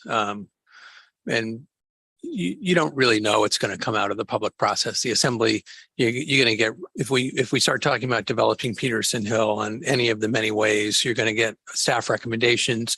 You may or may not like them. You may ask for different ones. You might get different information. If you're uncomfortable putting money towards Peterson Hill because you're unsure about the details, I just plow that money right back into the top line, into the Affordable Housing Fund, and then you're going to have flexibility. And if the Peterson Hill ideas are good, then you appropriate it out. Mr. Bryson. Thank you. While I strongly support releasing land on Peterson Hill, the worst entity to be developing it and putting a road in is us, the city.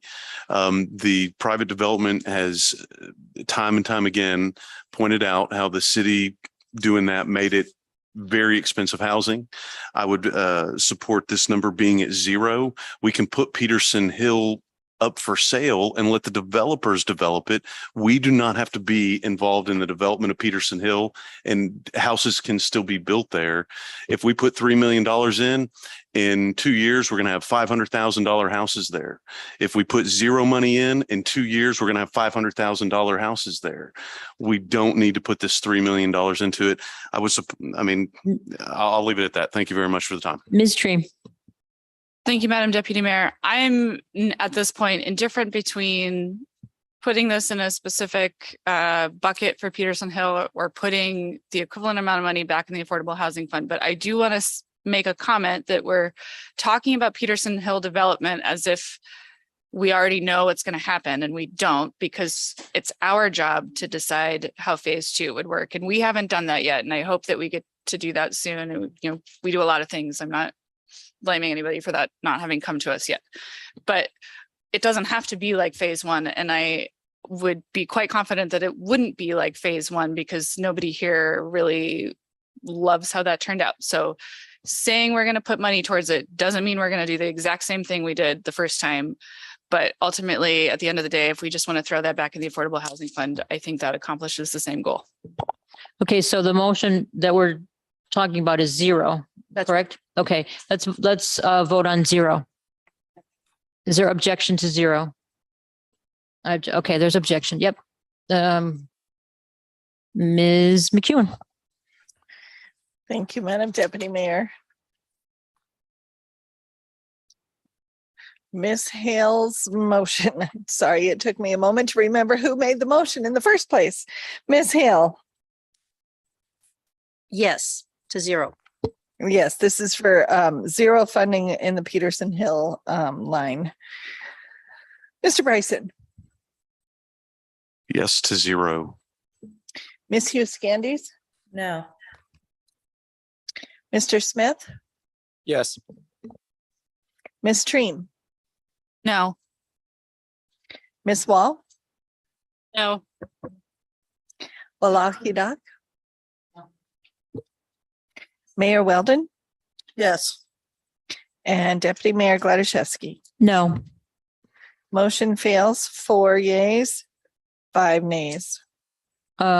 So we're at So we're back to the main motion. 1.85. 1.85. Ready for the question. Go ahead, Deputy- Ms. Hughes Candies. Oh, Deputy Mayor Gladysevsky, I would move to amend the motion to 3. Okay, the amendment is to 3. We've heard mostly, anyone else want to, you object, Mr. Bryson, you're good. You object. Ms. Wall. Thank you, Madam Deputy Mayor. I just wanted to speak in favor of this.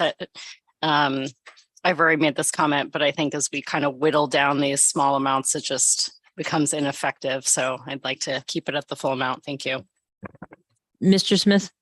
Thanks. I guess I just have a question of where I never actually saw why 3 was selected, or, you know, what that. Anyway. Mr. Watt, why is it 3? Sorry, I was reading something. Can you ask that question again? Why he's wondering, why did the number 3 get picked? What does 3 do? So in the packet, we have Lands Fund could do 1.5, and then we have in the CIP 1.7, and not really knowing where we're headed. 3 was just kind of, it's a little bit of a dartboard number. We just don't know the details. It's to try to make progress. Yeah. Okay, so we're at 3. Well, ready for the question? Okay, and I'd speak for it. Again, we get to just say what happens, but in order to make progress on it, it needs some funding.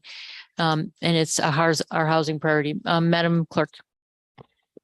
Thank you, Madam Deputy Mayor. So this is for Amendment 2 from Ms. Hughes Scandies to fund Peterson Hill at 3 million. Ms. Hughes Scandies. Yes. Ms. Hale. No. Mr. Bryson. No. Mr. Smith. No.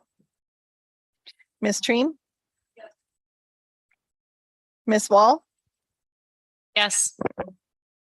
Wallahi Doc. Mayor Weldon.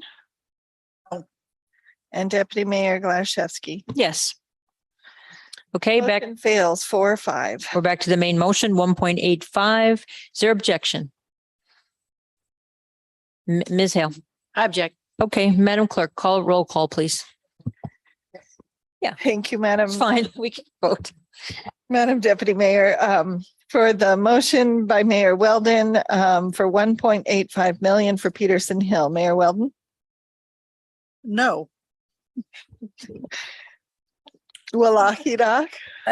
I so apologize. Madam Chair, things got broken up on the last vote, so could you just catch me up to where we are at?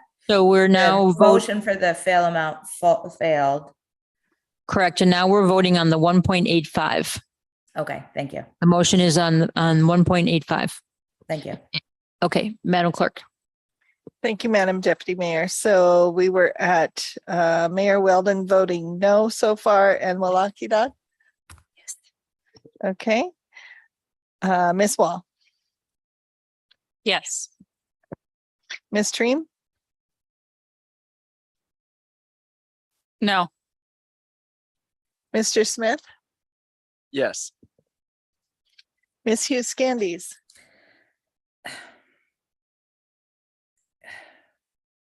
Yes.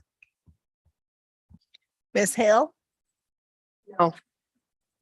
Mr. Bryson No. and Deputy Mayor Gladysevsky. Yes. Motion passes 5 yeas, 4 nays. Okay. Do you guys want a break or keep going? Yes, please. Okay. Oh, Madam Clerk. Okay, thank you. How long do you need, Madam Clerk? 5 minutes, please.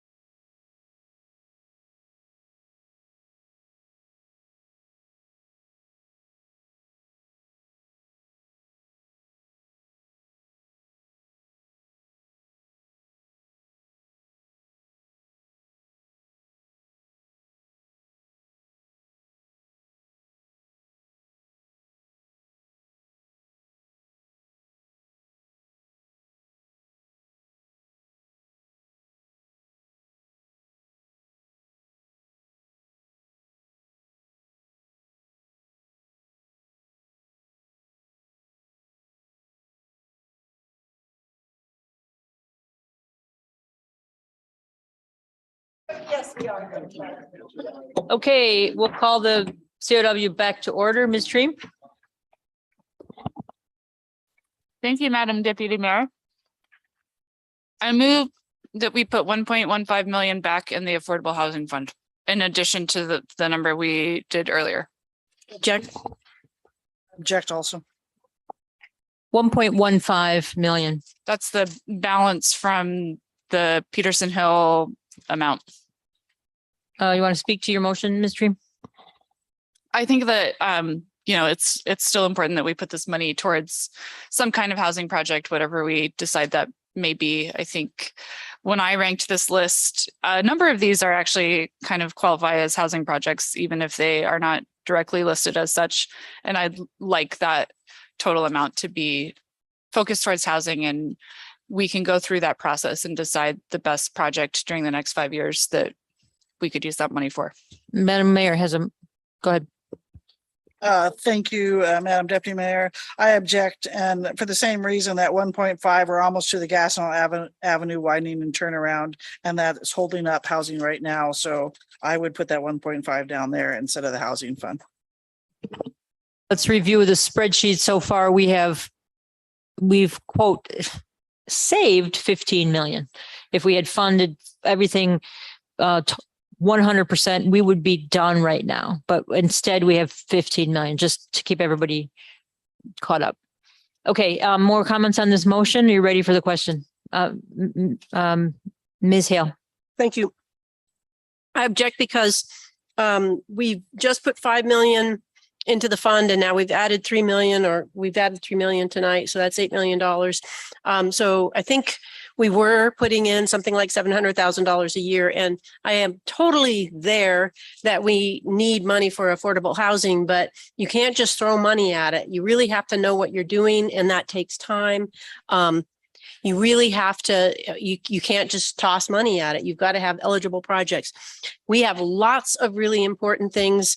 I also will argue for the full 4 million for the Gaston Avenue widening. I don't need to talk about that now, but I will certainly talk about that when the time comes. But I just don't think we need to add it back up there. We have lots of other really important projects that we can fund. Mr. Bryson, your hand up, or you take it back? Okay. Anybody else want to comment on this?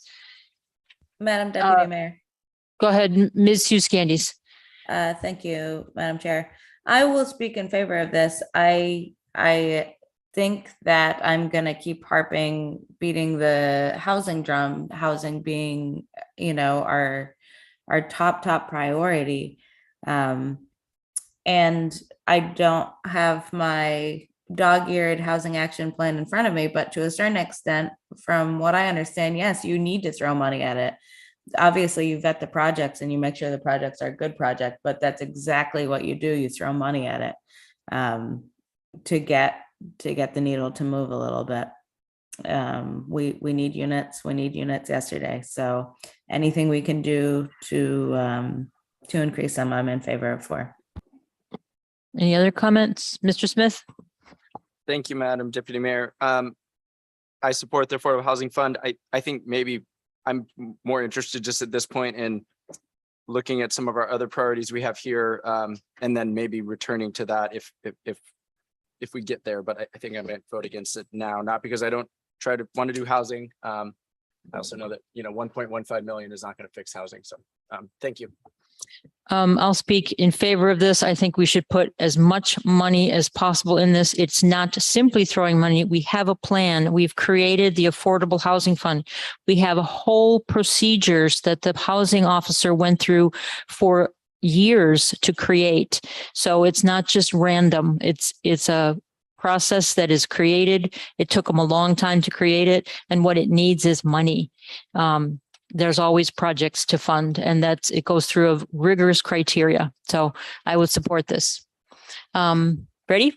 Go ahead, Madam Clerk, for the 1.15 to be added to the Affordable Housing Fund.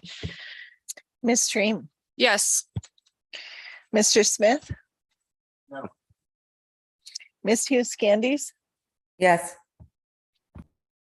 Ms. Hale, No. Mr. Bryson, No. Ms. Wall, Yes. Walaki Doc, Yes. Mayor Weldon. And Deputy Mayor Gladys. Yes. Motion passes 5 yeas, 4 nays. Madam, Ms. Hale. Thank you, Madam Deputy Manager or Deputy Mayor, sorry, I have a motion. Go ahead. I'd like to move $4 million for the Gastineau Avenue widening and turnaround project, and I'd like to speak to that motion. Go ahead. Thank you. Point of order, Madam Deputy Mayor, are we going in order or are we not any longer? Because we're not. We're not anymore, I guess, if we jump to this. Anybody, do you object to that? Anybody object to that? Okay. You object to that? Okay. Object to that just because we ranked these and otherwise I think. Okay, our fair ranking enough. them Good. was kind of a Fair waste of enough. time. Does someone have a motion regarding? May I just, I will withdraw my motion and I'm fine if there are objections to that, but I would just say that it was a bit out of order to move the 1.15 million as well. So. Okay, thank you. Good, fair enough point. Okay, Gastineau, although that was already, okay, where are we? Harbor Projects Grant Match, item 15, Madam Mayor. First, I'd like to thank all of the Harbor Board for being here tonight. Auction Harbor Board, I would move Harbor Projects and grant match, heavy on the grant match at 6.5 million. Comments on that motion? Any objection to that? I have a question for Mr. Manager on that one. Go ahead. Thank you, Madam Chair. Mr. Manager, I was wondering, I asked you a lot of questions before the meeting about the wastewater and water because those ones are dear to my heart as essential city functions. I am curious, you said something earlier about, you know, the enterprise that should be able to pay for itself. If you could just speak a little bit. I mean, I have what you wrote, but philosophically, how that plays into this with harbor projects, obviously grant match is part of that. But if you could speak a little bit to that and let me know if that's not enough for you to go on. Through the Deputy Mayor, if you could elaborate just a little, didn't quite. Sure, I'm not that's quite a sure reasonable what. request. I guess I'm asking you about the harbor projects. That's another one where they have the ability to leverage fees and they've had a hard couple of years, but in general, we try to get them to run that as an enterprise. So if you could talk philosophically about, before you said the rates should pay for the utilities. So I'm asking if you think this is similar or not similar, should the rates of the harbors pay for the harbors? Okay, Mr. Watt. Thank you, Deputy Mayor. So each of our enterprises is a little bit different. And I would say that the Harbor Board has made several efforts to increase revenue through boat harbor fees. And those revenue increase proposals have been hard at the board level and not very popular at the assembly level. So I think if the assembly delegated the board a longer leash in raising fees, they would have more cash ability to fund their own projects, but that hasn't happened. We're hopeful that the state will fund the harbor matching grant program, but the state has not funded that for many years, not every year, not for 3 years, Mr. Shaw is waving to me. So their best outside funding source is currently unavailing. This 1% probably is Harbor's best chance. I don't know that they generate enough or much revenue to do a revenue bond. They've done small issuances in the past. And I'm probably about at the limits of my knowledge of harbor finance. So I would distinguish them a little bit from the wastewater utility in that their projects are very obvious and public facing. When Harbors does an upgrade to the harbor, everybody knows it. You can see it. It's pilings and floats and gangways and sewer pump outs and electrical hookups. When the water and the wastewater utility do a project, almost nobody can see it and realize something's happening in the treatment plant. So from a visibility standpoint, they're quite different. I hope that's enough information to answer your question. Yep, that's exactly what I wanted. Thank you. Mr. Smith. Thank you, Madam Deputy Mayor. I just had a question in that. What is the total necessary amount to finish Aurora Harbor? I'm just trying to do some. Anyway, what is the total amount, the full price of the project?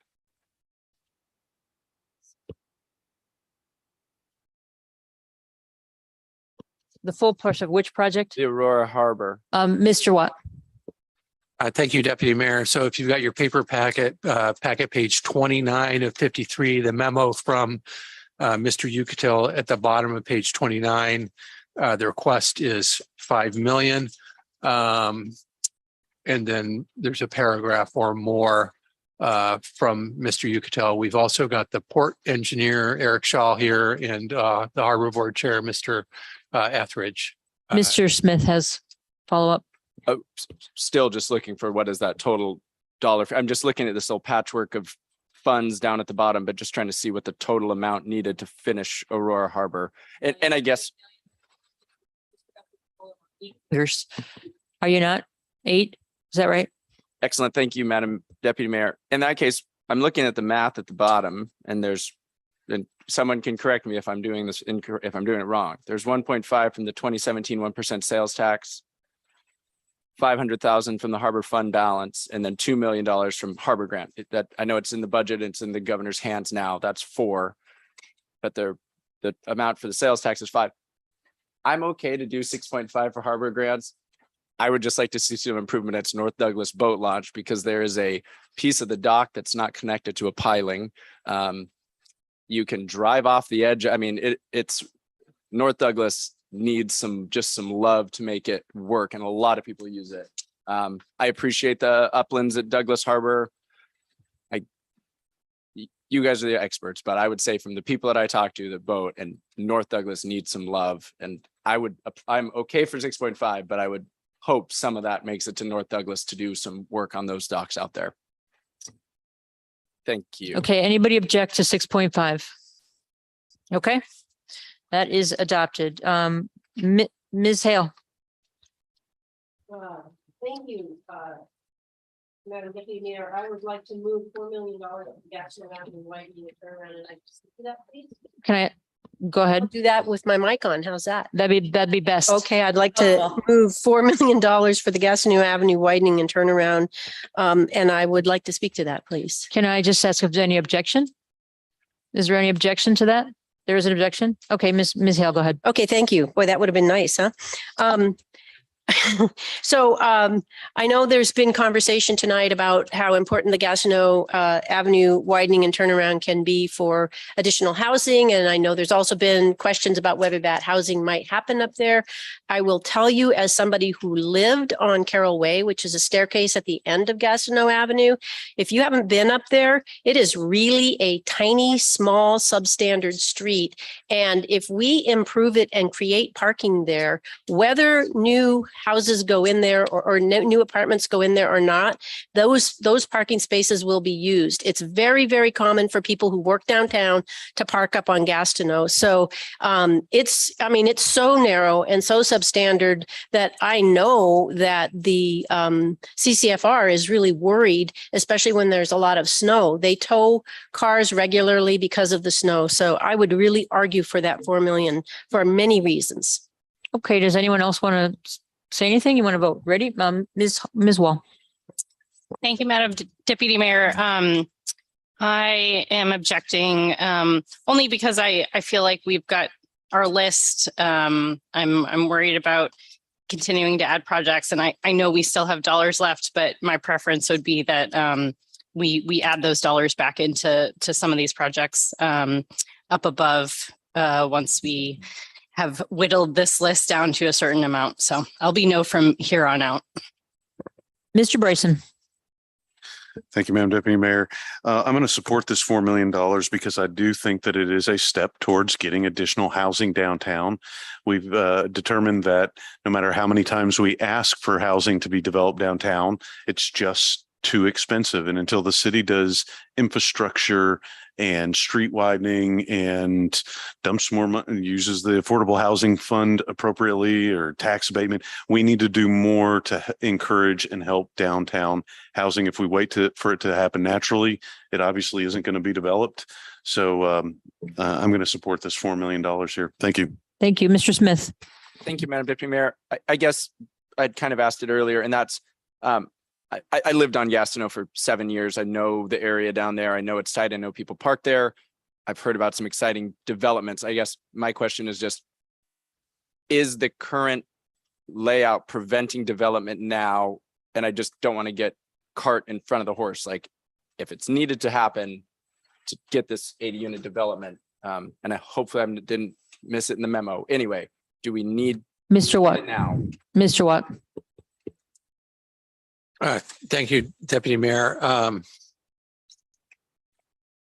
I think what I would do is I would go to the commission's decisions. It looks like the commission has been moving favorable on housing projects without requiring road infrastructure. So do we need it now? No, I don't know that we need it now any more than last year or next year. This one, when the assembly asked that we specifically canvass staff for ideas, this was a staff idea from Mr. Bohan, essentially said, you should really look at this. So that's the origin of it. It's an idea that we contemplated when we rebuilt Gastineau Avenue 15 or 20 years ago, which was a really difficult project, and we simply was unaffordable at that time.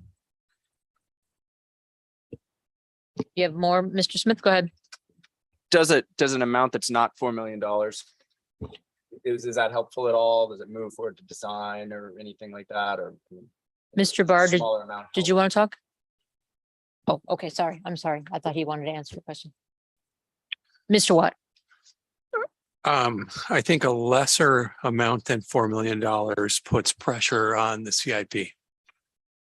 So generally what you're going to see out of the CIP is you're going to see a recommendation of take care of what we have and fix neighborhood roads and fix deteriorating pavement.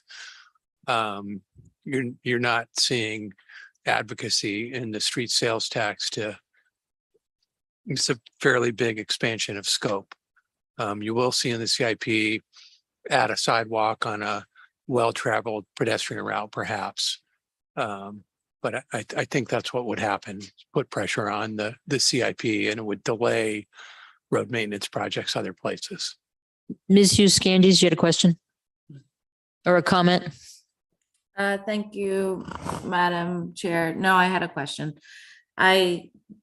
Madam Mayor made a comment about 4plexes, 8plexes, and I might be missing it, but I'm not seeing it. And especially hearing that it came from Mr. Bohan. So maybe that's a question for Madam Mayor, if you'll indulge me. But Madam Mayor, could you elaborate what you were speaking to? It's in our packet. It is. On page something. 26. On Thank page you. 26. Sorry, I'm not used to doing them online. I'm having a hard time Yeah. navigating. It's about, there's a memo from Mr. Bohan about Gastineau Avenue widening. And then there's photos. Got it. There's photos about, and then Thank the you. backside of the photos has the bit about 8plex, 4plex, et cetera. Okay, are Thank you you. ready for the vote? Okay. Ms. Hale, do you have something? I would like to add that this assembly has removed parking requirement from a lot of areas downtown that can be developed now with no parking requirement, much broader area than was originally recommended. And this project would add parking and it would be full. Okay, Madam Clerk, for the vote regarding 4 million for Gastineau Avenue widening and turnaround. Thank you, Madam Deputy Mayor. Ms. Hale, Yes. Ms. Hughes Candies,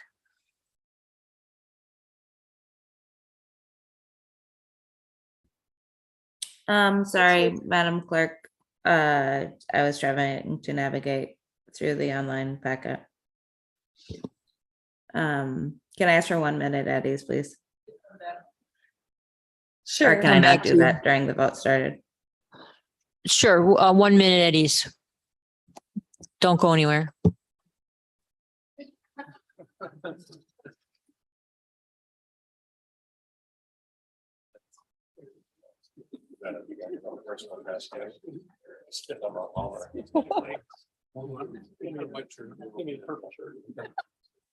Gonna be a polka dot shirt.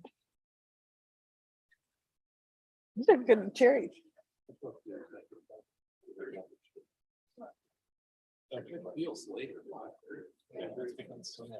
Yeah.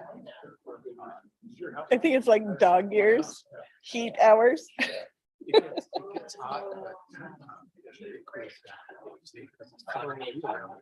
Oh, yeah.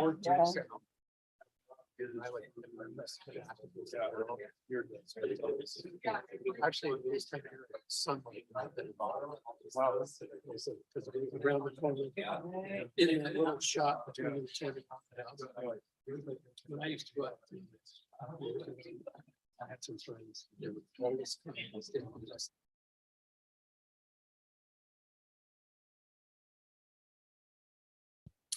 Thank you, Madam Chair. I Okay. think I'm ready. Yep. Okay, so Madam Clerk, Thank you. So we have a vote in favor from Ms. Hale, Ms. Hughes Candies. Yes. Thank you. Mr. Smith, No. Ms. Treem, Yes. Ms. Wall, No. Walaki Doc, Yes. Mr. Bryson, Yes. and Mayor Weldon, No. Deputy Mayor Gladysevsky. yes. I'm good. Motion carries 6-3. Okay. We should have 10 million left, I believe. Oh, 2.6. What's the 14? Oh, I see. I was looking at the wrong line. That's why I was making. Okay. Mr. Watt. Deputy Mayor, just to explain, so earlier on the list, so if we'd funded everything to the asked amount, we would have ended with 1.85 in Peterson Hill. Right. And once we got past Peterson Hill, I we got it. started spending down the funds available. No, I see. We added the funds remaining. Thank you. So there is 2.6 remaining. Madam Mayor, Go down the list. I move wastewater utility project funding for 2.6 million. Ms. Treem and then Mr. Bryson. I object. Mr. Bryson. I object. I'd like to stick the 2 million into the next line, the restricted budget reserve. Okay. Ms. Hale, Ms. Wall. I would like to speak in support of the mayor's motion. Thank you. Okay. Ms. Wall. Thank you, Madam Chair. I object and would like to put the remaining 2.6 million up in one of our already spoken about priorities above. Okay, you're ready for the vote on this question. Okay, Madam Clerk, if you could, Ms. Hughes Candies, did you want to say something? No, thank you. Sorry, I didn't lower my hand. Okay, all right, so this is for 2.6 to wastewater utility project funding. Madam Clerk. Thank you, Deputy Mayor. Mayor Weldon, Yes. Walaki Doc. No. Ms. Wall, No. Ms. Treem, No. Mr. Smith, No. Ms. Hughes Candies, Yes. Ms. Hale, Yes. Mr. Bryson, No. and Deputy Mayor Gladysevsky. No. Motion fails. Do you want to 3 make a yeas, motion? 6 nays. Or Ms. Treem, do you have a motion? Thank you, Madam Deputy Mayor. I would move 2 million, 2 point, oh my God, 2.6 minus 550,000. What? 2,150. 2 point, yeah, the number that they're going to put up on the screen, slightly more than 2 million, $2.05 million to the restricted budget reserve. I will speak to that. We desperately need to keep pace with our restricted budget reserve.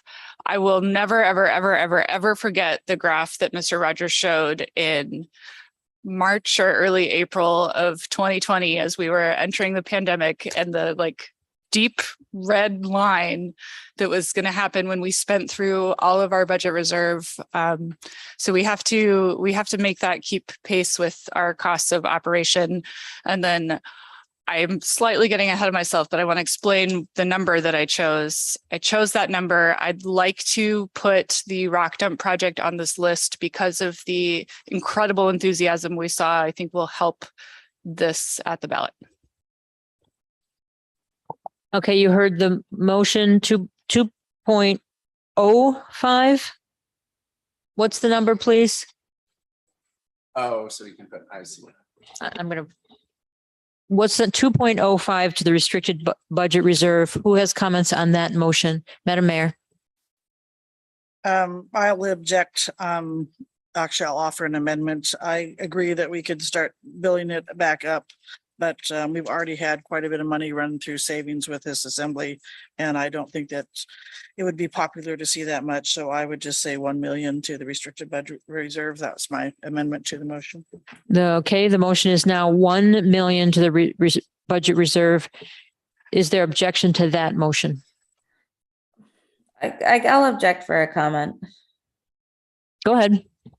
I have to agree with the mayor in terms of when there's many ways to do this list. I made a million different lists, and I understand it's hard for all of us. And there were things that I thought about. Ms. Dream just mentioned that she thought the lower that amount for the rock jump, which had tremendous public support, would help the 1% pass. Similarly, I had thought about Adair Kennedy that way because we received a lot of public out support for that. But given, I know we had our reasons for why we did it, and I don't feel bad about why we did it, but we just made a conscious effort to do a large series of spend downs during our budget as part of our budget process. I really personally think the optics on this, I'm all for making sure we stay up to date with as inflation rises and as we've grown this budget, perhaps a bit too much. But I don't know about the mechanism of using that to build up the reserves. So I don't know that I could support any number. I'm not sure how I'll vote, but I think it looks bad. Okay. Thank you, Ms. Yuskanian. Any more And I guess- comments? Well, I'm so sorry, but I guess I could ask a question. At any time, we could transfer funds from general fund to the restricted budget reserve, correct? correct. That's correct. Okay, Madam Clerk, the amendment, which is 1 million to the restricted budget reserve. Madam Clerk. Thank you, Madam Deputy Mayor. So for amendment number 1 for $1 million to the restricted budget reserve, Mayor Weldon, Yes. Mr. Bryson, Yes. Ms. Hale. No. Ms. Hughes-Candies, No. Mr. Smith, Yes. Ms. Treem, Yes. Ms. Wall, Yes. Walakina, Yes. and Deputy Mayor Gladysevsky. Yes. Motion carries 6 yeas, 7. If I can count to 9, 7 yeas, 2 nays. Thank you. So back to the main motion as amended. Any objection to that, which is 1 million? You object? Okay, you ready for the question? Madam Clerk, if you could call roll call for the main motion, which is 1 million. Thank you, Madam Deputy Mayor. This is from Ms. Treem. Yes. Walaki Doc, Yes. Ms. Wall, No. Mr. Smith, Yes. Ms. Hughes Candies, No. Ms. Hale, No. Mr. Bryson, Yes. Mayor Weldon, No, and Deputy Mayor Gladysevsky. Yes. Motion carries 5-4. We have 1.6 remaining. Did you poke me? yes, I did. I think she poked me first. I was just gonna go down the list. So I would move the water utility project funding at 0. Any objection to that? No objection, Madam Mayor? I would Ms. Hughes object, I Candies? guess. Madam, Ms. Hughes Candies? Yeah, I would object. I believe it is a, I guess, process question. Is the intent? I guess I don't know the mayor's intent. I don't know if her intent is to burn through the list and then she's got something lower down on there that she'd like to put money in towards.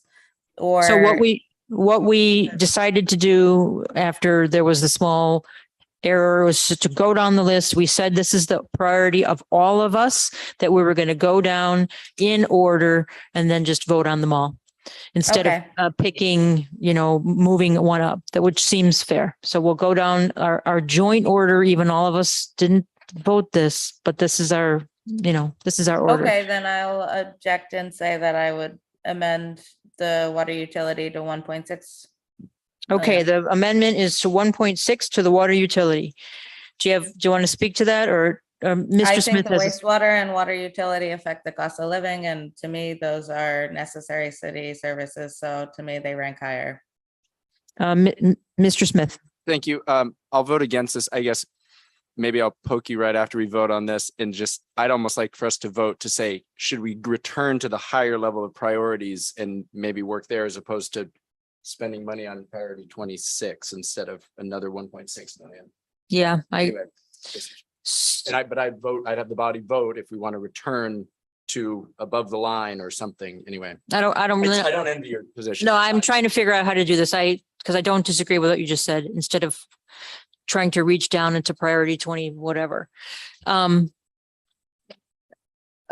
Mayor. Well, I respect Mr. Smith's question. I think we've already voted on all the top and we should let those votes stand, and we can argue all over them again. I mean, otherwise we'll start at 1 and move our way back down. I mean, I just disagree with that philosophy whatsoever. We've already voted. We've already had our say.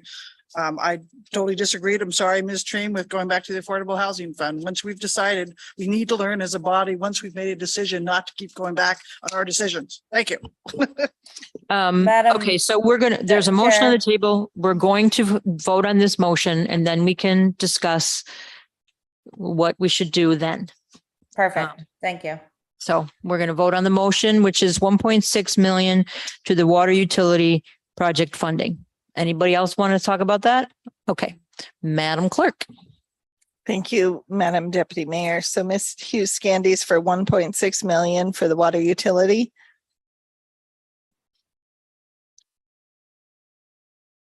Sorry. Yes. Thank you. Walaki Doc. No. Ms. Wall, No. Ms. Treem, No. Mr. Smith, No. Ms. Hale, Yes. Mr. Bryson, No. Mayor Weldon, No. and Deputy Mayor Gladysevsky. No. Motion fails 2-7. Mr. Smith. Thank you, Madam Deputy Mayor. Poked me. Sorry for the poke. I move that we return up to priorities above priority 14 to determine where we want to spend the remaining money. And the reason I say that, I appreciate what the mayor's saying about not rehashing decisions, but we worked through the list and whittled it, not because we didn't agree with the priorities, but because we wanted to get a little further down the list. Now we've gotten further down the list, but I now think we're starting to get deeper down in the priorities. And I think I am open to spending some of that money again on higher priorities at the top of the list. I object. Okay, object, May I speak to my? yep, Ms. Hale and then Madam Mayor, Thank you. and then Mr. Bryson. Thank you. Thank you, Madam Deputy Mayor. On many of those projects where the money was whittled down, I did not vote to whittle it down because I was trying to stuff money aside into the reductions made cell. I whittled it down because I didn't think we needed to put all that money towards each project. So we had a robust discussion on many of these projects, and I agree with the mayor that we don't need to revisit that.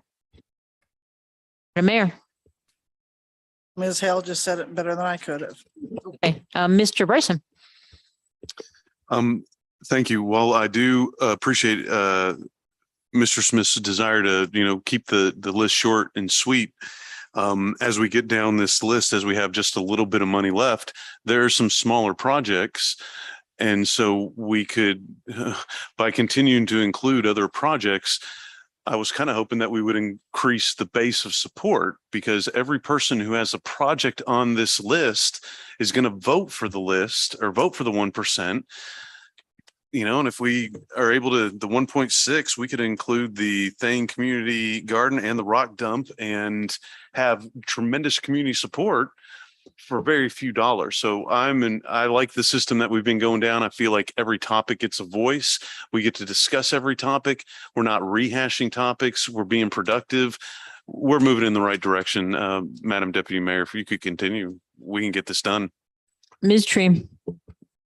I like Mr. Smith's idea. I liked Ms. Wall's points earlier about both diluting the effectiveness of our spending when we cut amounts and overwhelming voters. And I think every project that we put on could also be a project that puts somebody off from voting for this. So I like the idea of going back to the top.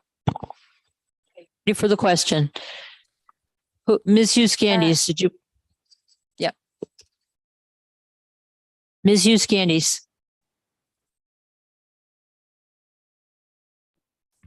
Thank you, Madam Deputy Mayor.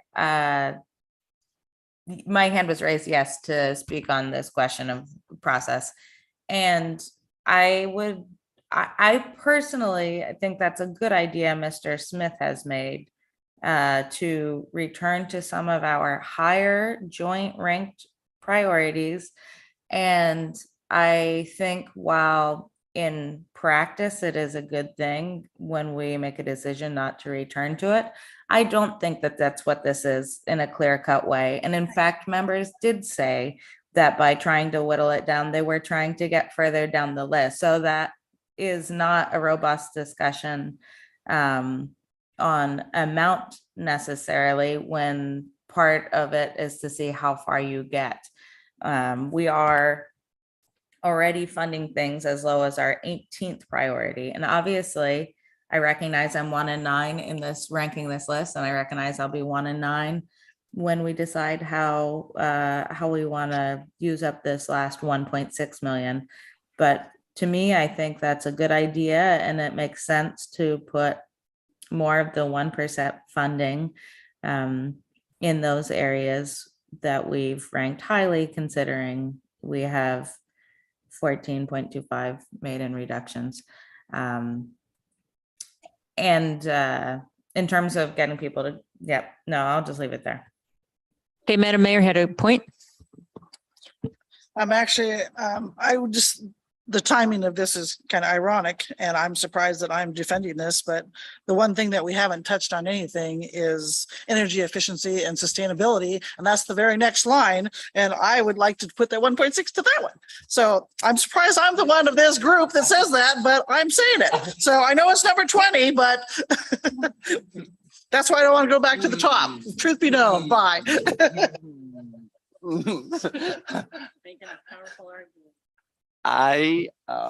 Pardon me. More people are nodding their heads than they were 5 minutes ago.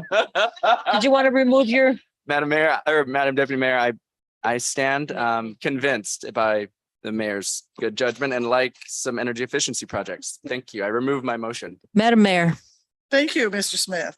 I move energy efficiency projects. Madam Deputy Mayor and Madam Mayor, I'm sorry, I do need to interrupt. oh, I'm sorry. I'm sorry. I meant to, yeah, I got your note. I don't know that we ever voted on the main motion for the $1 million for the water utility project funding after the amendment failed. And so that was why I wanted a point of order. I Okay, didn't record the Okay, result okay, of fair that enough. vote if that actually occurred. is there objection to the motion as amended that we tell us what it is, Madam Mayor, Madam? Thank you, Madam Deputy Mayor. So we had, Mayor Weldon had moved for $1 million for the water utility project funding. Then there was an amendment number 1 by Ms. Hugh Scandies for 1.6 million water utility funding, which failed on a vote of 2 ayes, 7 nays. And I don't believe we ever Okay. came back. Thank you very much. Thank Vote you on the for, main motion. thank you for keeping us honest. So this is the main motion for $1 million to, no, I thought it was zero. Zero for one. Okay, I must have misheard the main motion in the first place. I'm sorry. Okay, so any Zero. objection to the Zero. zero for water utility? Thank you. No objection to zero for water utility. Madam Mayor, thank you for, Thank you. for Yes. keeping us honest. We love our clerks. Okay, for energy efficiency projects, I move 1.6 million. Their objection to 1.6 million for energy efficiency projects. Okay. Congratulations, everybody. We made it through the list. No one ran out in a huff. No one ran out in a huff. That's good. Okay, we're going to take a little break before sales tax on food. Thank you.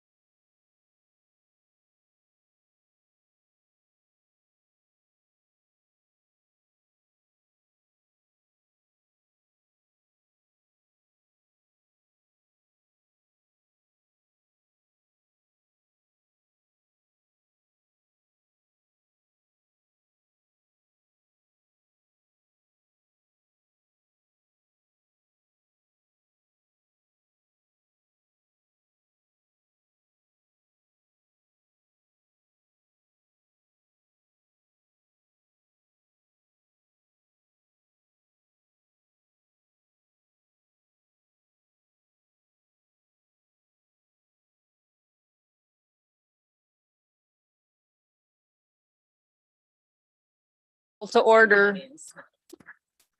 Okay, we got one thing left and then we're going to go back into the assembly meeting. So we're still not done. Sales tax on food ballot question. Madam Mayor. Should we just give that to you? We are missing Mr. Bryson. Mr. Bright.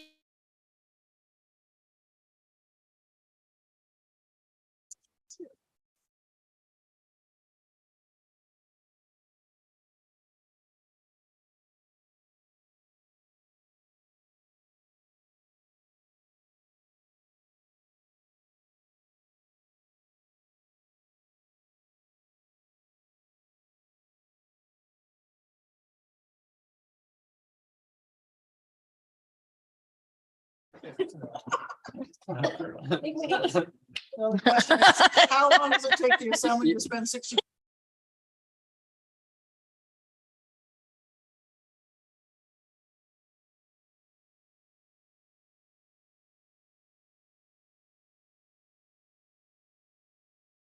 All right, thank you, Madam Chair. You are turning over the gavel to me because you have a motion. Well, I just wanted to make a motion. Okay. Or I have an idea. You have an idea that will Yeah. probably result. in How a about motion. that? So these ballot questions, I think would be super just confusing. And then if the sales tax things pass, then we'd have to do it again and people would have to vote on it twice. And then they'd be like, didn't I vote on this last time? So I'm wondering if we could achieve our same objectives by just hiring a firm to do a statistically valid survey. We could do it in the fall.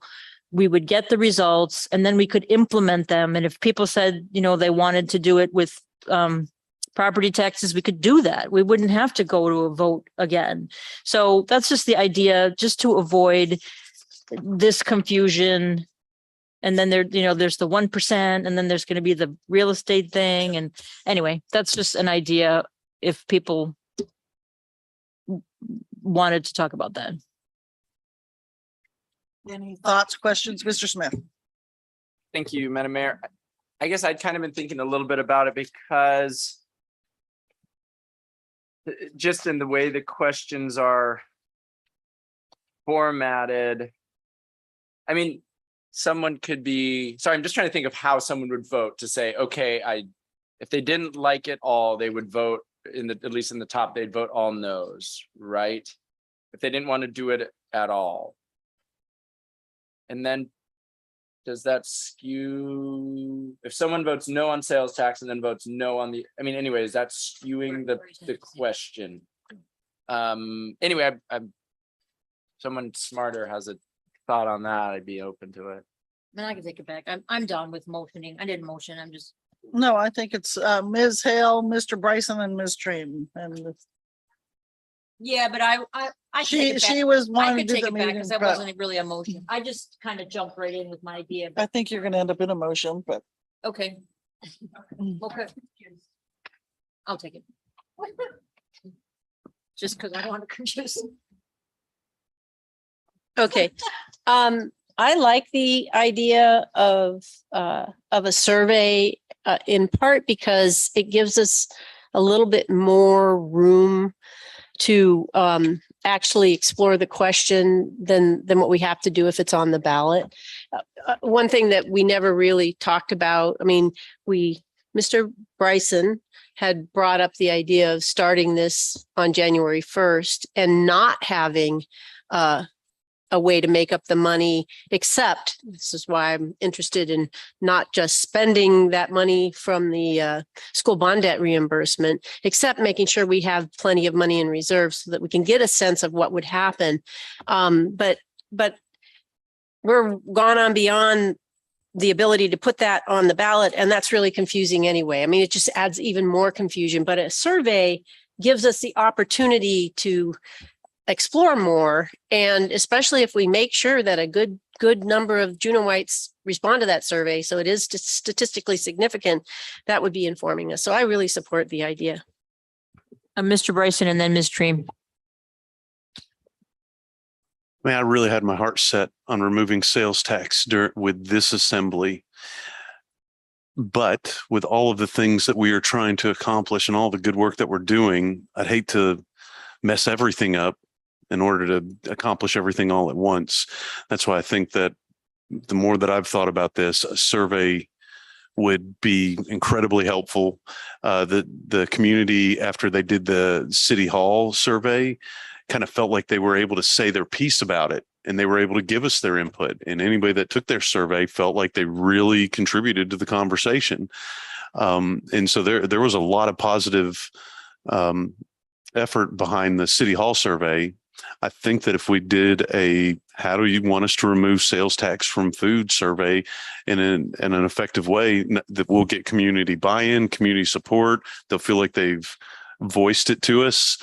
I really would love to remove sales tax from food, but I'm afraid if we tried to squeeze it into this ballot, this October's ballot, that it could have more harm than good. So I would side with Ms. Hale again on a survey to ask the community how to proceed. But I'd really like a January 1st start date. So if we didn't, they'll say we didn't do it January 1st of 23. If we had the survey information that we would like to remove it for January 1st of 24, then we have an action plan that we can ask the community to give input on. I'll stop. Thank you very much for the time. Ms. Treem and then Mayor Walden. Thank you, Madam Deputy Mayor. I don't like the idea of a survey because if it's still going to have to go on the ballot and people are still going to have to vote on it.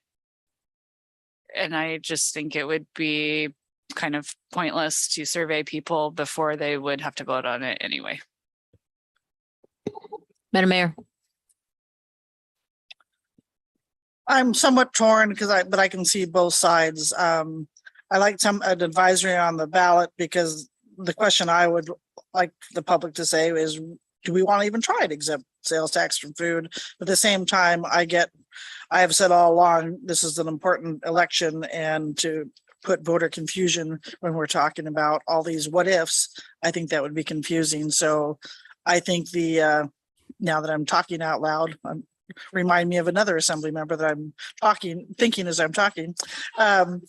I think that a survey might be the answer to solve that. And as Ms. Hale said, we might be able to ask some more clarifying questions that would be helpful for us and what we could put on the ballot beside yes or no. So if we're ready for a motion, I can give a motion, but I see Ms. Hughes Candies, so she might want. Ms. Hughes Candies.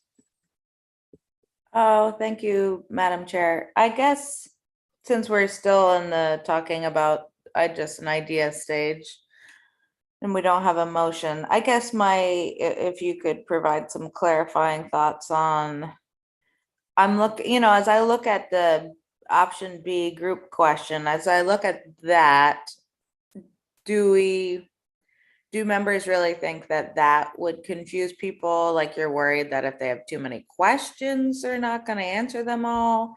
I mean, this is a fairly straightforward pick one. I feel like if you do option B, and then do you want 1%? Yes or no? And then your normal other, and I guess the ballot initiative does add a little bit more to that. But I mean, they sort of seem like, as opposed to the different horror show we thought it might be, if they want this but not that. So I guess my questions would be, do you feel like option B is too confusing? Because I feel like that's kind of straightforward. And then second part to that is, when you talk about the survey, could you talk about what the timing of that would actually look like?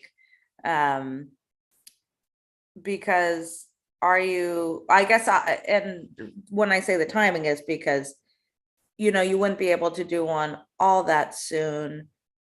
If your survey says that people prefer sales tax, you're going out to the next one. You can't do it until they vote on that. What do you think your realistic, actual removal of sales tax from food would be? So if you could speak to those two things, I know that was a lot. Those are good questions. Let me, as to the B, I think B is less confusing than A. I agree with you on that. And because we've already agreed not to put the real sales tax question on the ballot. I mean, we decided we're not doing that, and we're doing an advisory vote. And so since we've passed that threshold, I was one who wanted to put sales tax on the ballot this year, and that I didn't win that. So now what's up is an advisory question, and the advisory question to me doesn't do anything different than a survey, and it has the advantage of not being confusing on the ballot. We still get information from people. What we're trying to get by this basic survey on the ballot is, what do voters think? And we could get that same information by a survey. We could also have a statistically valid survey. We could also have one online where people could vote and see if the people who came to the website thought any different than the statistically valid. There's all kinds of things we could do, but we could do all that in the fall. It doesn't take that long to do a survey, a phone survey. And the reason that I think it's confusing to put it on the ballot is, to change sales tax takes a ballot initiative, and we're not doing a real ballot initiative this time. We're just doing a fake one, if you will, an advisory one. So in order to take sales tax off of food and increase the sales tax, we still have to be on the ballot next time. So that's why I think it's confusing for next time. It's like, wasn't that on the ballot last time already? And it's like, well, the fake one was on the ballot, not the real one, the one that didn't actually implement the thing. So, I mean, if people say in the survey in the fall, sure, well, why don't we would prefer to do it with property taxes. We can do that. We obviously can do that without a vote. So that's a kind of a long answer. Does it answer your questions? Yeah, I think it does. I guess I could, yeah. I mean, I would just, for instance, want to be careful in what we asked in our survey. And when I say careful in what we asked, the reason I kind of like B is because it says we're going to do this thing, and what's your preference on how we do this thing. But Madam Mayor just said she'd also like to ask, should we do this thing? And for me, for instance, I'm not interested in asking that, because we're not in the habit of asking all the time. It's just, I think it's interesting which things we say, oh, we need permission from the public, versus which things we don't. And this is an example of one where I wouldn't want that to me is revisiting decisions we've already made. Okay, I think Madam Mayor and then Mr. Smith. Thank you. And I hear Ms. Hughes Scandy's comments. I would disagree with her, but I think Group B does make it more simpler. But again, it doesn't ask the simple question is, do we want this to happen? I mean, this isn't a public, do you want this to happen? Oh, yay, we're doing it. This is public. We're going to make this happen. And here's the way we're going to raise the revenue. We're going to raise your taxes in some way, or shape, or form. There's many, many people out there that don't want their taxes raised. So by not even asking the question, do you want food to be exempt from sales tax, I think is quite honestly not to be honorable and say, if we do this, it's going to raise tax. And so I just disagree with that. And I think a survey takes away that. Very similar question could be asked in a survey. But the initial question of the survey would you even like it removed? So that's just my thoughts. Mr. Smith. Thank you. I guess I think I'm kind of leaning towards a survey. I think maybe some of the nuance and just the ways we can get good information. And not that people voting isn't a good way to get information. We're hearing directly from them, but I think they can get in good information on the survey, and I think we'd get good information back. Did we say or have any ballpark on how much a survey would cost? No, Mr. Watt. It'd be short. Deputy Mayor, I think 30,000 ish. So we would give you a appropriation ordinance, and we would actually lay out a timing that made sense. I think we would be very careful not to publicize this anywhere near certainly our election, but we probably ought to think pretty hard about the state and federal election as well. Yeah. We would want to distance from that. And I think with the assembly reorganization and when we do it, and, you know, probably a January 1 implementation date is probably not practical. So we would, when our brains were a little less hot, we would come up with a rational timeline. Madam Mayor. Thank you. So while we're discussing this, we might as well discuss it under a motion. So I move that instead of having an advisory vote, we have a statistically valid survey that we can use to determine the question on sales tax on food to prepare us for next year's budget. Okay, so there's the motion. Ms. Treem, I object. do you want to talk about it more or you want to vote? People want to vote. Everybody, okay, Ms. Hughes Candies, go ahead. Madam Chair, I have my hand raised.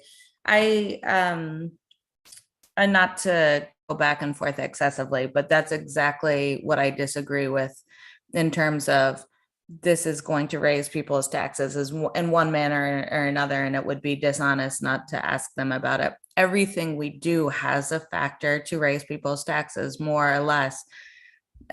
We set the mill rate every year. Elections are another way that people communicate their desire, whether they think taxes are too high or too low. And I think we've made several actions in this last year that have created expenses for the city that we did not say to the community. We're about to do this thing. It wasn't on the plan, and it's probably going to affect your taxes one way in the future. And so I just think it's very important that we don't get overly choosy over which things that you're going out to the public for your advisory votes for. So the motion on the floor is whether or not to do the survey. Is that correct? The motion is to do the survey. Yep, that's correct. Yep. Okay, thank you. I take it you object.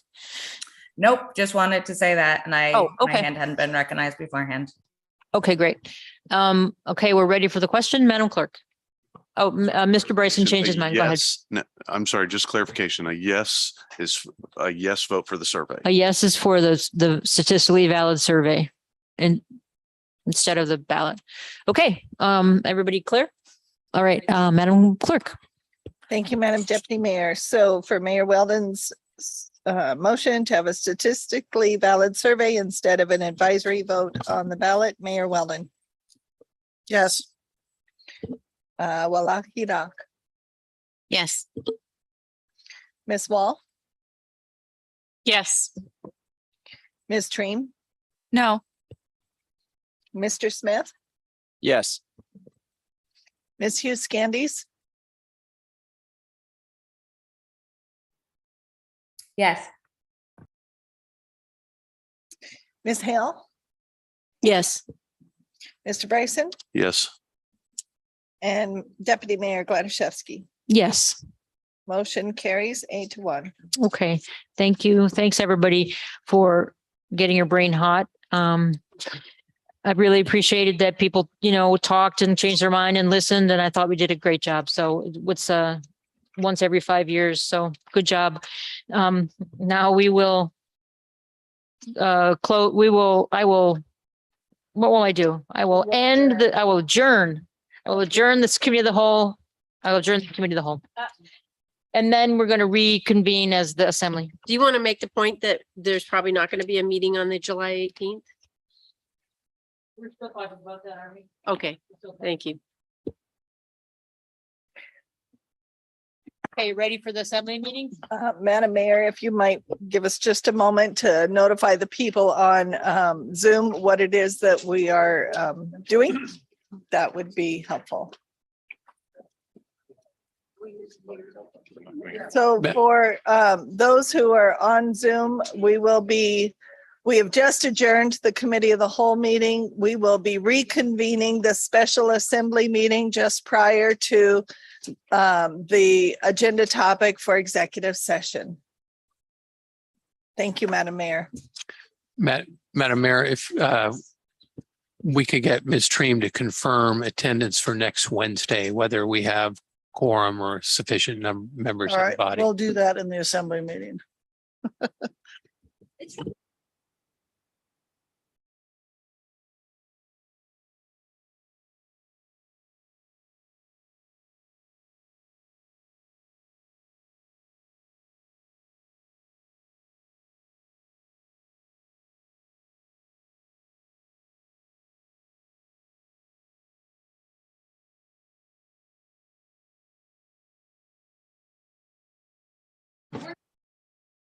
Like this, like this. I mean, I'm talking. I have no idea. I think I've got the fan that's like blasting my hearing aids. How about like this?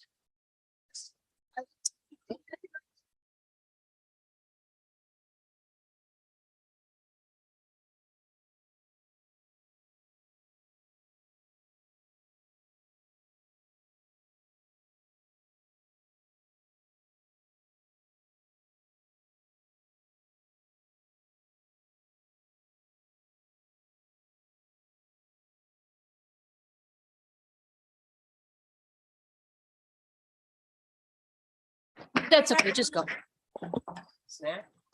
We will reconvene back to the assembly meeting.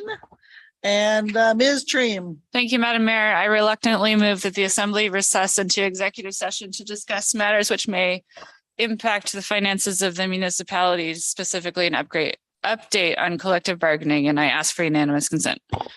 thank you, Ms. Treem. Any objections? Any objections from the public? Just a minute.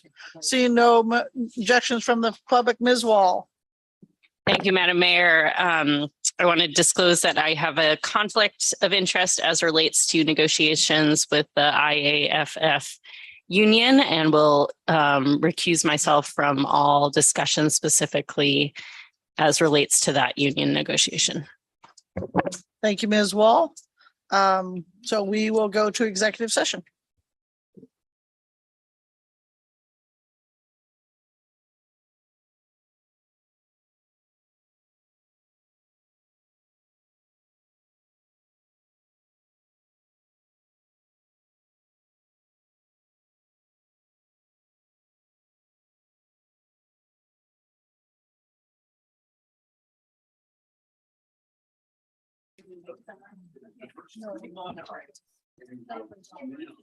Oh, okay. I can set up. Do you, have you paused the recording?